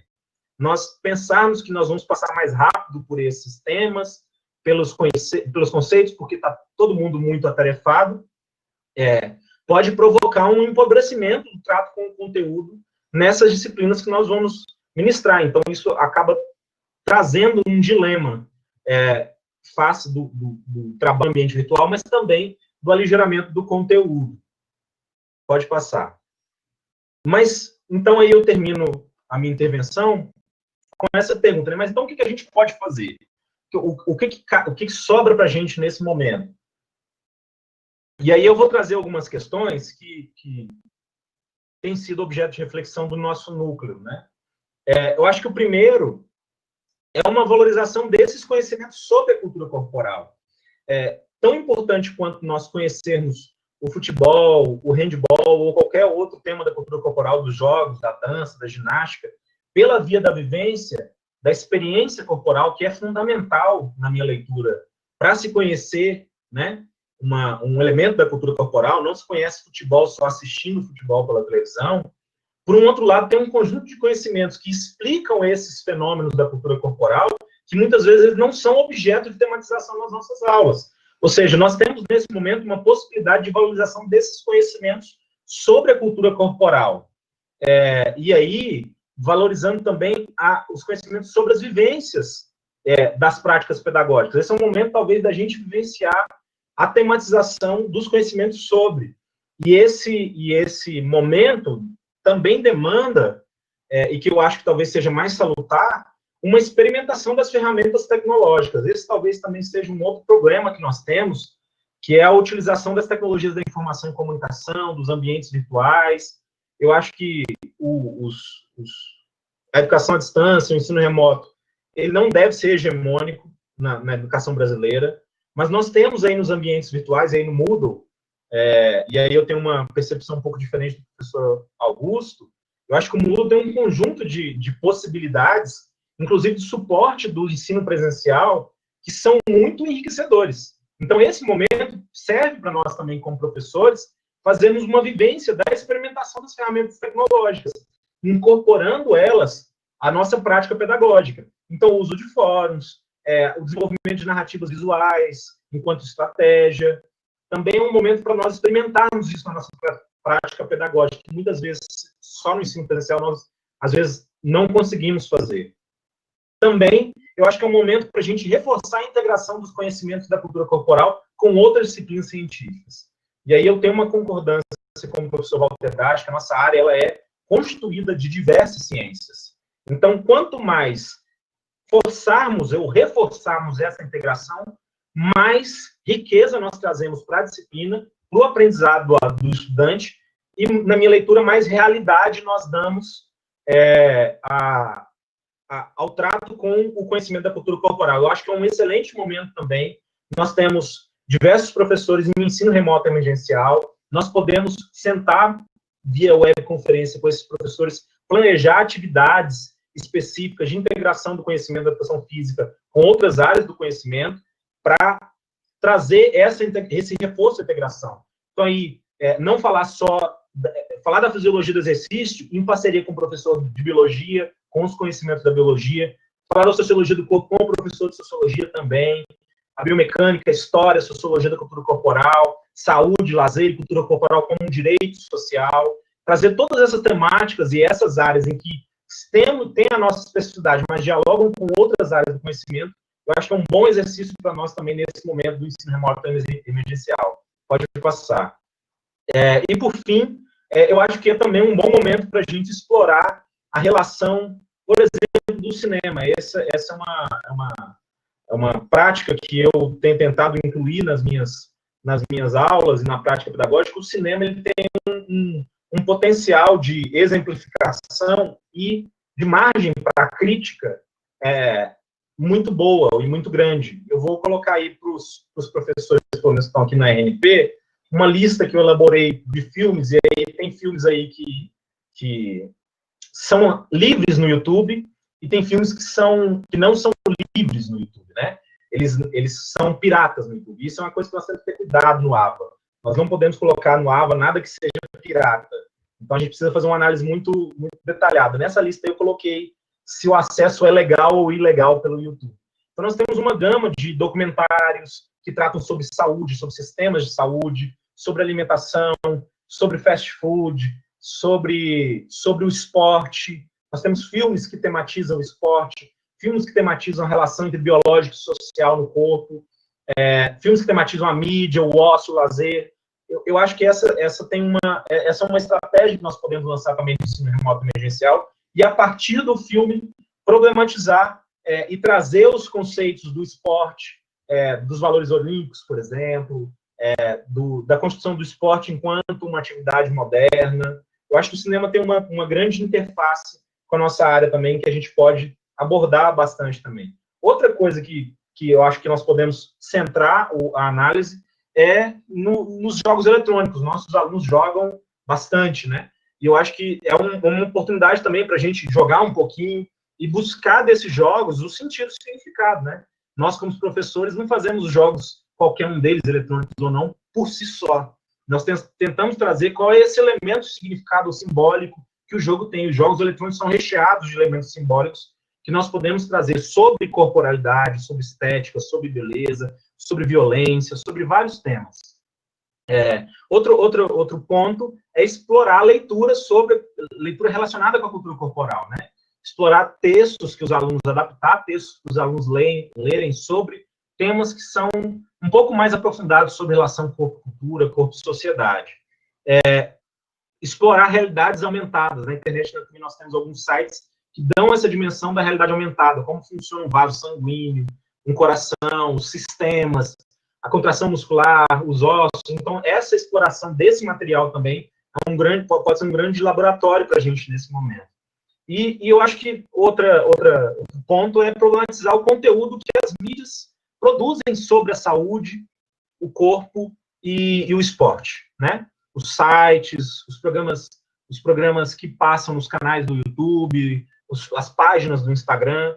Isso pode ser até objeto, às vezes, de pequenos projetos de iniciação científica, de investigação científica, levantando quais são as concepções. E aí o professor Mauro Betti tem um conjunto de características sobre a análise da mídia e o corpo, a falação esportiva, enfim. Eu acho que esse também pode ser um bom momento para trabalho com os estudantes nesse sentido. Pode passar para o próximo.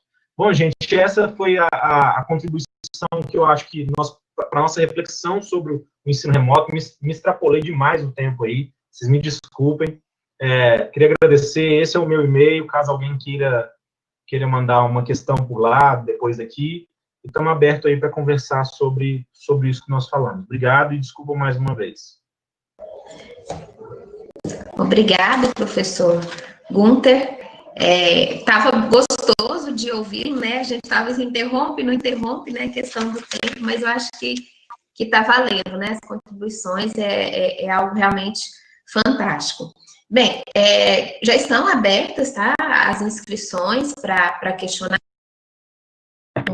tanto no YouTube quanto aqui na plataforma RNP. Então, vocês podem ficar à vontade. Nós temos aí mais ou menos a gente vai prolongar, né, porque eu acho que a gente pode combinar de encerrar por volta das 21 horas. Então, cerca de 30 minutos aí para a gente estabelecer um debate mesmo. E aí, lá no chat do YouTube, tem uma contribuição de Douglas Rolins de Santana. Vou pedir também para o professor Augusto para ligar a sua câmera, né, já ficar preparado para a gente otimizar aqui.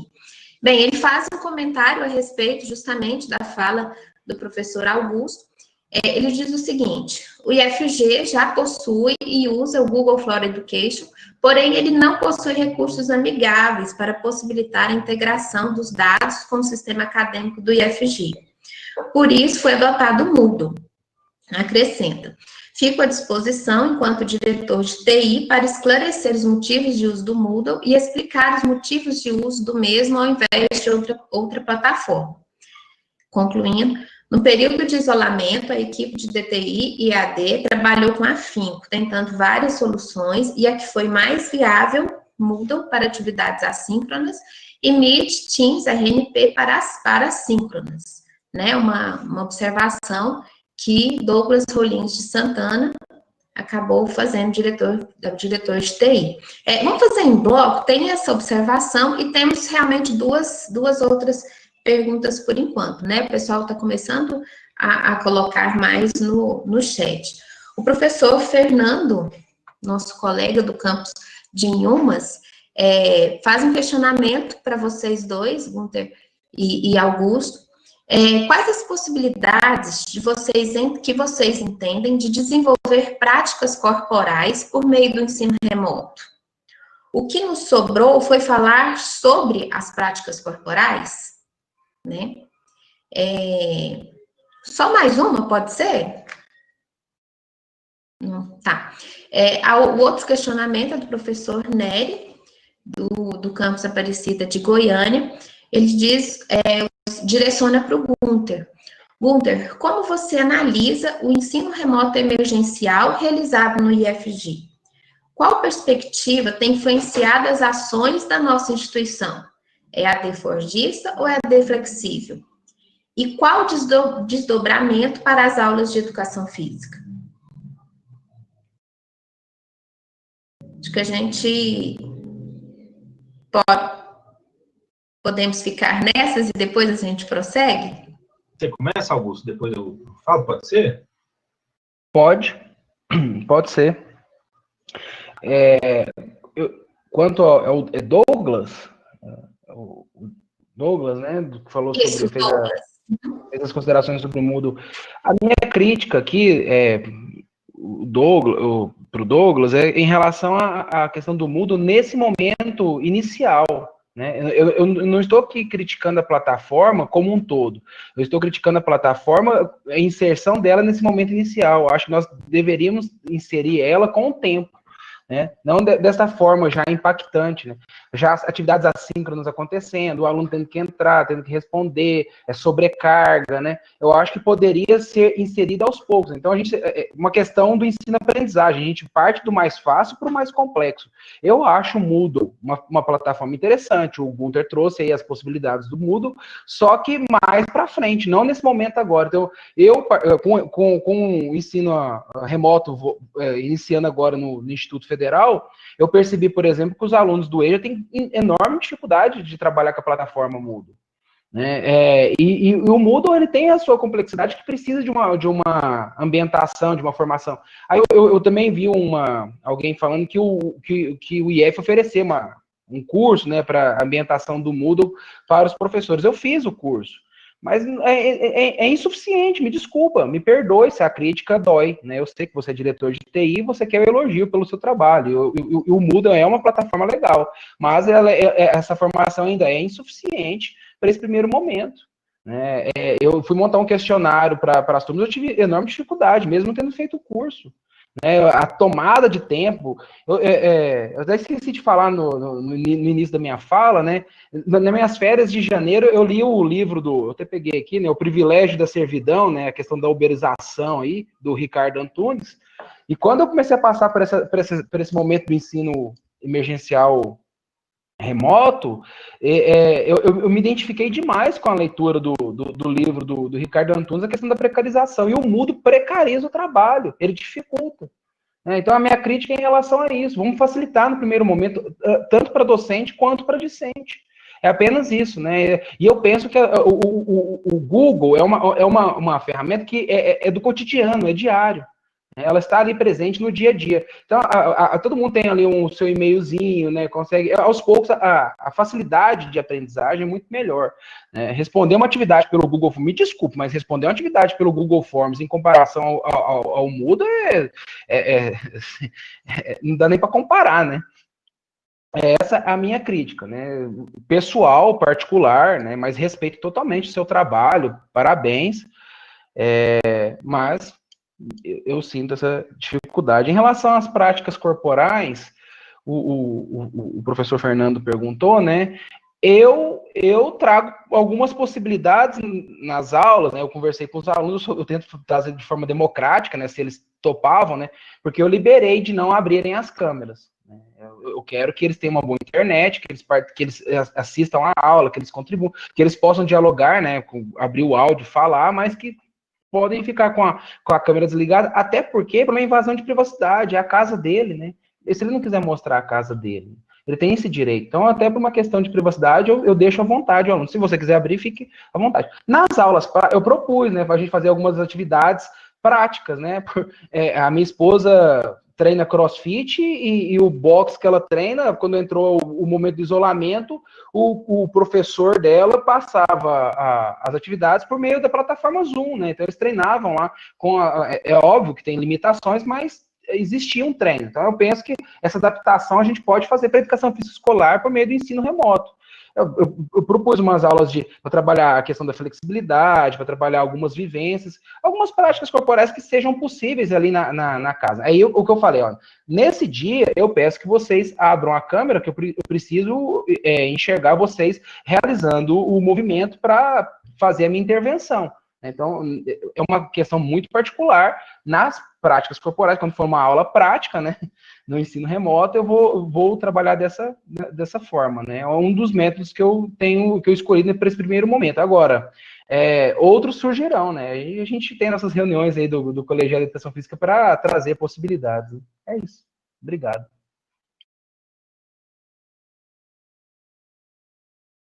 Bom, aí sobre a questão que o Douglas aponta, a gente está vendo, Douglas, também o trabalho que a DTI tem feito, deu curso sobre o Google G Suite, e eu queria só problematizar uma coisa. Eu acho que quanto mais software livre nós usarmos no processo de ensino-aprendizagem, melhor. Por mais dolorosos que eles sejam, mais sofríveis que eles podem ser. Por um motivo muito simples. No capitalismo não existe janta de graça. O Google está fazendo isso com um motivo. O próprio Augusto já revelou. Quando você usa fora da plataforma do Google Education, que ele vende para as instituições de ensino, essa é a questão, você consome grande parte do drive do seu e-mail pessoal. Quando você está lá, grande parte do seu drive cheio, a postura de, às vezes, alguns alunos é, vou comprar espaço no drive do Google, então. Pagou. A utilização de software livre, ela é, no meu entendimento, uma característica de uma educação pública e gratuita. Livre. Então, quanto mais a gente investir nos softwares livres, com todas as dificuldades que às vezes a gente tem com eles, alguns são mais difíceis de mexer mesmo, vale a pena. A questão é, e aí eu corroboro a fala do Augusto, é de que a maioria deles demanda um tempo de organização, um tempo de aprendizagem, um tempo de ambientação. E o tempo de ambientação, às vezes, é maior do que 2 meses, 3 meses, às vezes demoram 4 meses para esse trabalho ser possível e não ser intensificado. Então, toda essa questão pegou a gente de calça curta no ensino remoto emergencial, e aí várias são as questões sobre a implantação do ensino remoto no IFG, que o Augusto já deu algumas com as quais eu concordo também, que a gente precisaria de pensar mesmo. Sobre a pergunta do professor Fernando, primeiro, Fernando, uma das conversas que a gente já teve, né, eu e você, que somos do mesmo campus, é de que eu entendo a cultura corporal como uma totalidade. O fazer corporal, a flexão do músculo, a impressão de carga numa articulação, no músculo, no osso, ela, por mais que eu não perceba, ela tem um significado cultural também. Então, quando eu falo, por exemplo, de esporte, eu tenho muita dificuldade de tirar o esporte da totalidade. Os esportes coletivos, eles demandam o outro. A aprendizagem técnica individual não tem quase significado nenhum nos esportes coletivos. Porque ele demanda da técnica do outro, ele demanda das ações táticas, ele demanda da visão de jogo, ele demanda de uma série de coisas que precisa do outro para acontecer. Então, o que nós podemos fazer, e aí é o limite do ensino remoto emergencial, e aí é uma das coisas que nós podemos fazer. Essas vivências práticas, com os alunos com câmera aberta, você demonstrando para os alunos, é a gente assumir que a gente está reduzindo essas experiências com a cultura corporal a um aspecto muito pequeno na minha leitura, que é a vivência do movimento.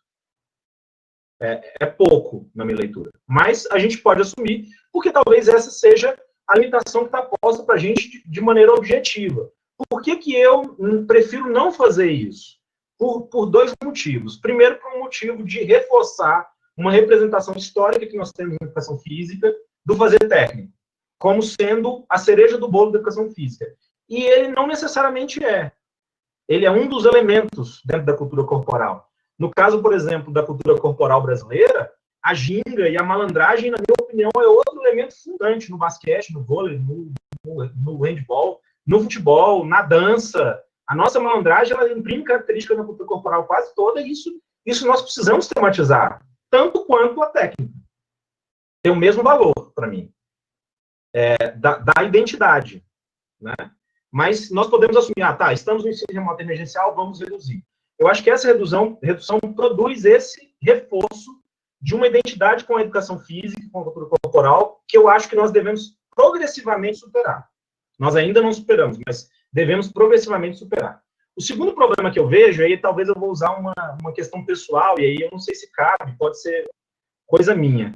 O meu filho está tendo aula remota de educação física. A professora dele passa vários exercícios de crossfit. Se eu não estou do lado dele, tem lesão.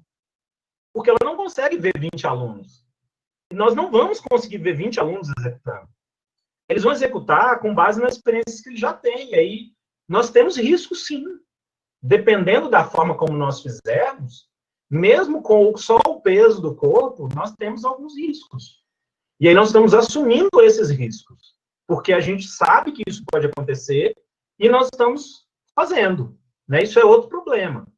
E aí, como o Augusto disse, isso foi um objeto de conversa com a minha chefe de departamento essa semana, nós precisamos de câmera aberta. Se todos os alunos concordarem em mostrar a casa deles, nem todos têm pacote de dados, porque eu acho que esse foi um erro da instituição na implementação do ensino remoto emergencial. Foi divulgado um questionário para os estudantes que eles responderam se eles tinham conectividade. Muitos deles responderam, tem internet, tem celular. A hora que você pede para abrir a câmera, porque educação é isso, educação é gente, olhar no olho, é saber se está bem, se está mal. Eu dei uma aula no EJA que eu quase chorei na primeira aula, porque eu de câmera aberta, estava com uma aluna que ela me disse, professor, estou tentando me adaptar, porque eu perdi minha filha tem 2 meses para Covid. Como é que você dá aula desse jeito? Como é que a pessoa assiste a aula desse jeito? Eu acho que a educação é isso, é sensibilidade, é você olhar. Se ele está com a câmera aberta, se você exige isso dele, ele consome o pacote de dados dele em 10 dias. E ele não vai ter conexão. E aí ele vai tentar o auxílio conexão da instituição. Tem um corte social e tem um conjunto de normas que tem que seguir isso mesmo para participar do edital, que alguns alunos simplesmente desistem, não dizem, é melhor eu não conseguir. E eles desistem do processo de aprendizagem. Então, tudo isso a gente tem que considerar quando for avaliar as atividades, né? Eu acho que é mais um drama que a gente imaginou que estava tudo bem, porque 80% dos alunos disseram que tinham conectividade. A hora que chegou o ensino remoto emergencial, a gente viu que essa conectividade é extremamente precária, porque é óbvio, os alunos não imaginam que para ter educação de qualidade precisa, às vezes, de computador em um ambiente em que ele possa estudar. Eles simplesmente colocaram celular e internet 3G. Porque foi isso que foi perguntado para eles. Não foi perguntado se ele divide o aparelho, se a internet, qual é a banda da internet, se ele tem mais irmão lá que ele precisa de olhar, cuidar, ajuda a limpar a casa, porque o irmão estava na escola e agora está em casa. Tem uma série de coisas que nós não perguntamos que estão atravessando o processo e acho que a gente precisa levar em consideração. E em relação ao que o Nery falou, Nery, eu vou me basear no que apareceu enquanto normativa. Algumas normativas da instituição saíram fazendo uma conceituação e defesa do chamado ensino híbrido. O ensino híbrido, ele é uma estratégia educacional que, no Brasil, chega com bastante força e legitimidade pela Fundação Lehman. Ele tem um objetivo privatista. Isso precisa ser dito. O objetivo privatista, ele coloca no sujeito as necessidades e as responsabilidades. E também coloca essa característica que eu falei do sujeito se adaptar, né? Ou seja, todos nós temos que nos adaptar ao capitalismo. Estamos aqui com a nossa casa, com a nossa internet, e a hora que nós perguntamos para o nosso patrão, governo federal, qual é a contrapartida que eu vou ter disso, eu tive que mandar minha esposa e meus filhos para casa da minha sogra para poder fazer isso aqui hoje, para eles não entrarem, não fazerem barulho. Veja o que eu estou fazendo com a minha família. E ninguém quer assumir essa responsabilidade. Eu tenho que assumir sozinho, isso é problema meu. Isso é um discurso privatista que o ensino híbrido reforça. Então, nas regulamentações institucionais, eles estão deixando claro que o que eles esperam desse momento é uma educação neotecnicista e neoescolanovista. Eu acho que nós temos o dever de propor outras possibilidades. Eu acho que a instituição não tem essa visão como regra. Nós temos uma visão um pouco mais crítica e um pouco mais científica, e aí eu vou fazer uma crítica com base no Saviani, de que a escola nova, os objetivos dela são pseudocientíficos, eles não são científicos em fundamento, eles não trabalham com a compreensão científica do mundo. Então, o ensino híbrido também carrega essa compreensão pseudocientífica do processo de ensino-aprendizagem. Nós temos o dever de mostrar que existe uma possibilidade de ensino remoto em que tem sensibilidade, tem compreensão da realidade do estudante, mas também tem conceito, tem teoria, que o estudante vai precisar para compreender esse mundo tão complexo que nós temos. Se não compreender, e aí eu vou usar o argumento da professora Mônica Ribeiro, lá da Universidade Federal do Paraná, cada vez mais o mundo está complexo. Se a gente não compreende pela ciência, nós vamos surfar essa onda de caldo. Nós não vamos surfá-la por cima. Nós vamos estar sempre a reboque. Nós vamos continuar achando que a alta no preço do arroz é por conta do auxílio emergencial. Isso é pseudociência, isso é pseudoeconomia. Nós precisamos começar a colocar esses pingos nos is. Eu acho que é possível, nesse momento de universidade, a gente dar a característica de cientificidade sem perder a sensibilidade e o contato com o estudante. Pelo menos desse primeiro momento, mas eu acho que não é isso que nós vamos executar, sabe, Nery? Isso foi o que as instituições normativas fizeram. O que eu acho que nós vamos executar é o que nós executamos como tradição dentro do IF, que é um ensino tradicional. Nós fazemos relativamente um ensino tradicional com tons de criticidade. O que nós vamos fazer no ambiente virtual é educação à distância fordista, eu acho. Eu acho que os nossos professores vão abrir as aulas, vão passar tarefa, vão corrigir tarefa, vão dar nota e vão aprovar ou reprovar. É isso que vai acontecer. Pelo menos é isso que eu estou percebendo que está acontecendo com alguns professores. Não vai ser o ensino híbrido nem o ensino crítico. Essa é a minha percepção. Nós temos a pergunta também da professora Ana Júlia, do campus de Inhumas. Ela também dirige a pergunta a você, Gunter. Gunter, você apresentou como a educação foi influenciada pelos diferentes modelos de organização do trabalho na sociedade capitalista. Versou sobre o Fordismo, Taylorismo, bem como a acumulação flexível. Gostaria que você falasse como a educação e a educação física são influenciadas pela uberização do mundo do trabalho. Bom, Ana, esse conceito de uberização do trabalho é um conceito que eu estou tentando me apropriar ainda. Então, tudo que eu vou falar aqui é um entendimento inicial. Bom, eu acho que educação e educação física, ela tem talvez como início desse processo, não sei se é possível dizer que o trabalho do professor, seja ele de qualquer área ou da educação física, passa por um processo hegemônico de uberização do trabalho. Eu não sei se é possível, eu não tenho certeza disso. Eu acho que essa é uma tendência que tem chegado à educação, e o ensino remoto, de maneira geral, e não na educação pública, como é o nosso caso do IFG, mas de maneira geral, o ensino remoto vai acelerar esse processo. Já são várias as notícias que nós estamos tendo de universidades privadas que estão digitalizando disciplinas e vão utilizar materiais que elas pagaram de salário de professores em meses, anterior, para replicar esse conteúdo numa educação à distância fordista, uberizando o trabalho de tutores, de auxiliares, reduzindo o papel do professor ao de tutor e de auxiliar.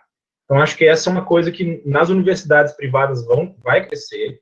Nas públicas já acontece de alguma forma, pelos editais, essa é a minha leitura, né, da Rede ETEC e da Universidade Aberta do Brasil. Então, isso pode se intensificar nas ações de educação à distância das instituições públicas, mas eu acho que isso entra, principalmente, tem entrado no campo da educação física, pela influência ou pela ação dos youtubers e dos instagramers, né? Já tem muito aluno que recorre a canais do YouTube como fonte de conhecimento. E se nós não conhecermos esses canais e problematizarmos, se for o caso, né, o conteúdo desses canais, nós podemos caminhar para esse processo de uberização. Nós podemos caminhar para ter um aplicativo em que professores criam conteúdos de maneira não vinculada a instituições. E aí o aluno compra, acessa, né? Nós já temos aplicativos assim, a Khan Academy, que é um site internacional, que tem conhecimento de várias áreas, mas ainda não me parece que não é muito popular entre, pelo menos, os nossos estudantes. Então, é um processo que tem entrado na minha leitura pelos youtubers e pelos instagramers, com o discurso um discurso que é antigo na educação à distância, de que esse conteúdo ele é mais na linguagem de hoje, esse conteúdo é mais fácil e mais acessível. E aí, eu acho que o contraponto é sempre a qualidade daquilo que nós fazemos enquanto disciplina, enquanto escola, né?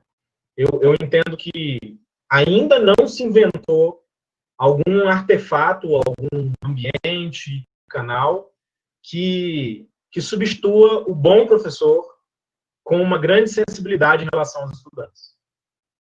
Por isso, os nossos estudantes, quando têm boas aulas e se encontram com bons professores, dizem: nossa, isso aqui é muito melhor do que assistir vídeo no YouTube.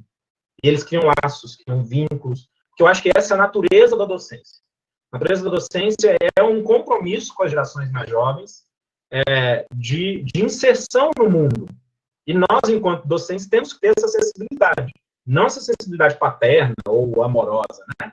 Mas talvez o que a Hannah Arendt chama de compromisso com o futuro. Se nós professores temos compromisso com o futuro, nós nos envolvemos em atividades educativas. E não fazemos isso aqui só o nosso ganha-pão, só o nosso trabalho, apesar de ser. Mas é um ato político também, de compromisso com o futuro. Então, eu acho que as docências autênticas e as relações autênticas com os estudantes superam em muito esses aprendizados. Agora, se nós reduzimos a nossa disciplina, que é a educação física, ao conhecimento tão restrito que é o conhecimento vivencial, aí vários aplicativos ensinam como fazer agachamento, criam, inclusive, séries e treinos que aos olhos do praticante mais desavisado, podem parecer a mesma coisa do que nós fazemos. Então, eu acho que a nossa oportunidade, nesse momento, é de enriquecer a prática pedagógica, trazendo um pouco mais de conteúdo e de relação com os estudantes do que os aplicativos são possíveis, né? E olha que as inteligências artificiais, elas estão cada vez mais humanas, né? Mas eu acho que ainda assim nós temos uma capacidade superior à inteligência artificial. E eu acho que essas coisas podem ser muito boas desde que dentro de um projeto pedagógico, de uma intencionalidade pedagógica do professor. E nem todas são possíveis, né, gente? É isso que o Augusto disse. O ensino remoto emergencial, os ambientes virtuais, a educação à distância tem muita potencialidade. Mas ela não dá conta de tudo mesmo, não. Tem coisa que não dá. E aí nós precisamos ter essa ciência. de que tem coisa que tem que acontecer de outra forma. Eu acho que é por aí.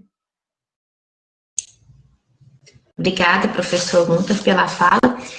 Nós não temos mais nenhuma consideração, questionamento, nem no YouTube, nem aqui na plataforma RNP. Então, eu gostaria, mais uma vez, de agradecer, né, aos professores Gunter e professor Augusto pela exposição, pela condução nessa reflexão, nesse período tão desafiador que nós estamos vivendo, né? Há muito o que se falar, há muito o que se conversar, infelizmente é num período de pandemia, mas vamos transformar esse caos, tentar usufruir dele de alguma maneira, né, da melhor maneira possível. E eu passo novamente a palavra para vocês vocês façam suas considerações finais. Podemos conversar com o professor Augusto? Muito obrigado. Aprendi mais do que falei. Eu só queria falar para o Gunter falou da questão do... Gente, eu não estou aqui defendendo o Google Capital, pelo contrário, as minhas críticas são intensas ao Capital, tá? Eu estou aqui trazendo só as possibilidades, já que nós nos fomos obrigados, né, a tratar, a participar do ensino remoto, emergencial, então a gente tem que criar alternativas, né? Se há possibilidade, se tem segurança, né, e a gente tem que tentar, né? Se não der certo uma aula prática, mesmo que seja uma aula bem tranquila, se não deu certo, segura, né? Por exemplo, igual o Gunter falou da questão do CrossFit com o filho dele, né? Eu acho que a ideia da educação física escolar é muito mais a adaptação das práticas corporais, né? Para o nosso chão, né? Para o chão da escola. Se for possível pelo ensino remoto, bem. Se não, né? Pensamos em outra situação. Então, eu só queria falar a questão do Google, porque quando você tem um e-mail institucional, o aluno ele tem acesso ilimitado ao Drive, né? Então, e não é o aluno que paga nada. No caso da instituição privada e no caso do IFG, eu penso que é dinheiro público, né? Ou alguma parceria de questões de imposto, né? Não sei como é que funciona essa situação do Google for Education com o Instituto Federal e com as universidades federais. Mas, a partir do momento que se utiliza o e-mail institucional por meio do Google for Education, o aluno tem acesso ilimitado a tudo, como se ele pagasse o Google, mas ele não paga, né? É uma parceria que o Google faz, né, para o estudante mesmo. E o próprio docente também tem acesso a essa questão ilimitada, né? Então, o drive institucional nosso, do IF, ele é ilimitado, para a gente não tem limite ali, né? Se você quiser salvar 1 tera de vídeo, você consegue salvar. Então, eu trago assim, são possibilidades, né? Já que a gente está nesse barco, né? Vamos utilizar do que está aí posto, do que a gente tem. E o IF tem e-mail institucional, paga o Google for Education, por que não utilizar, né? É aí que eu trago a minha crítica, né? Aí o Douglas também falou da questão do que é acadêmico. Eu só queria finalizar mesmo falando da questão do que é acadêmico, porque qual o problema de eu aplicar uma atividade pelo Google Forms e pegar a nota e lançar no que é acadêmico? Por que eu preciso do Moodle? É isso que eu não consigo entender. Eu sei que o Moodle é ligado à nota lá no que é acadêmico, mas por que eu não posso lançar como eu sempre lancei? Eu apliquei uma prova física em sala de aula, corrijo a nota, vou lá, fulano de tal, 10, fulano de tal, atividade 1, você cria atividade, você cria nota. Então, gente, por que eu não posso fazer isso? Eu não entendo essa questão, sério, eu não consigo entender o Moodle nesse primeiro momento. Me desculpa, mas eu não consigo, já trabalhando com outras plataformas, com outras ferramentas que são muito mais tranquilas e que vão ajudar muito mais o aluno. É uma vivência minha, né? Estou desde março aí, eu acho que eu tenho propriedade, pelo menos, para dizer isso. E, no mais, é isso. É isso que eu queria só falar, né? Que eu esqueci de falar. Muito obrigado, né, pelo convite e boa noite a todo mundo.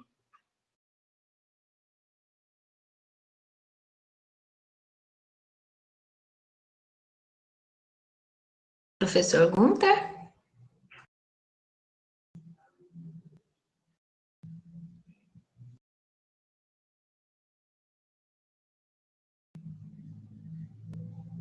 Não sei se ele permanece na sala, se teve algum problema de conexão.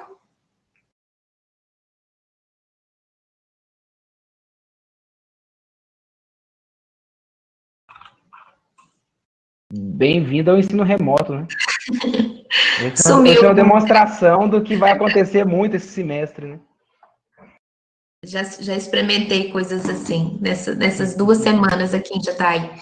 Eu acho, não sei se o professor Gunter permanece aí, mas eu vou aproveitar então, né, se ele retornar, ele faz as considerações finais e se despede da gente, mas muito obrigada a todos que acompanharam aí a transmissão, participaram desse momento, que para nós é algo novo também, né, primeira vez que a gente se reúne dessa maneira, o GIF, não com as disputas tradicionais, né, nas quadras, por exemplo, mas com muita conversa, né? E só queria lembrar também que amanhã nós temos mais um momento desse, onde nós vamos discutir a reformulação curricular e educação física. Para esse momento, nós teremos o professor Nery Emílio, do campus também de Aparecida de Goiânia, do IFG, e também o professor Antônio Zambuja, do Instituto Federal de Farroupilha. Então, os dois amanhã, a partir das 9 horas da manhã, né? Também será transmitido pelo YouTube. O professor Gunter voltou, eu vou passar a palavra para ele agora, para que ele possa se despedir da gente também. Gente, desculpa, a conexão caiu aqui. Mas obrigado a todo mundo. Obrigado ao pessoal da comissão que resolveu me chamar, não sei porquê. Obrigado, Augusto, pelo compartilhar. Foi muito bacana. Obrigado, Stefânia, pela condução.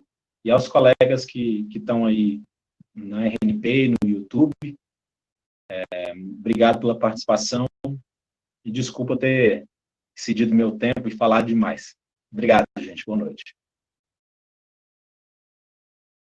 Bom, e assim a gente conclui, né? Já relembrei aí da atividade para os professores amanhã novamente. E também gostaria de reforçar que a abertura oficial do evento é amanhã, às 15h30.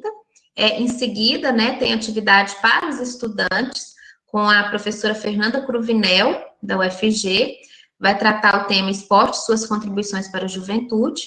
Na sexta-feira, né, o último dia do nosso evento, CrossFit, a metodologia do condicionamento físico, uma atividade também voltada para os estudantes, convidado Tiago Borges, né, que vai estar falando, né, sobre essa temática. E já está acontecendo, né, o painel dos estudantes, né, relembrando aí as memórias que já vivenciaram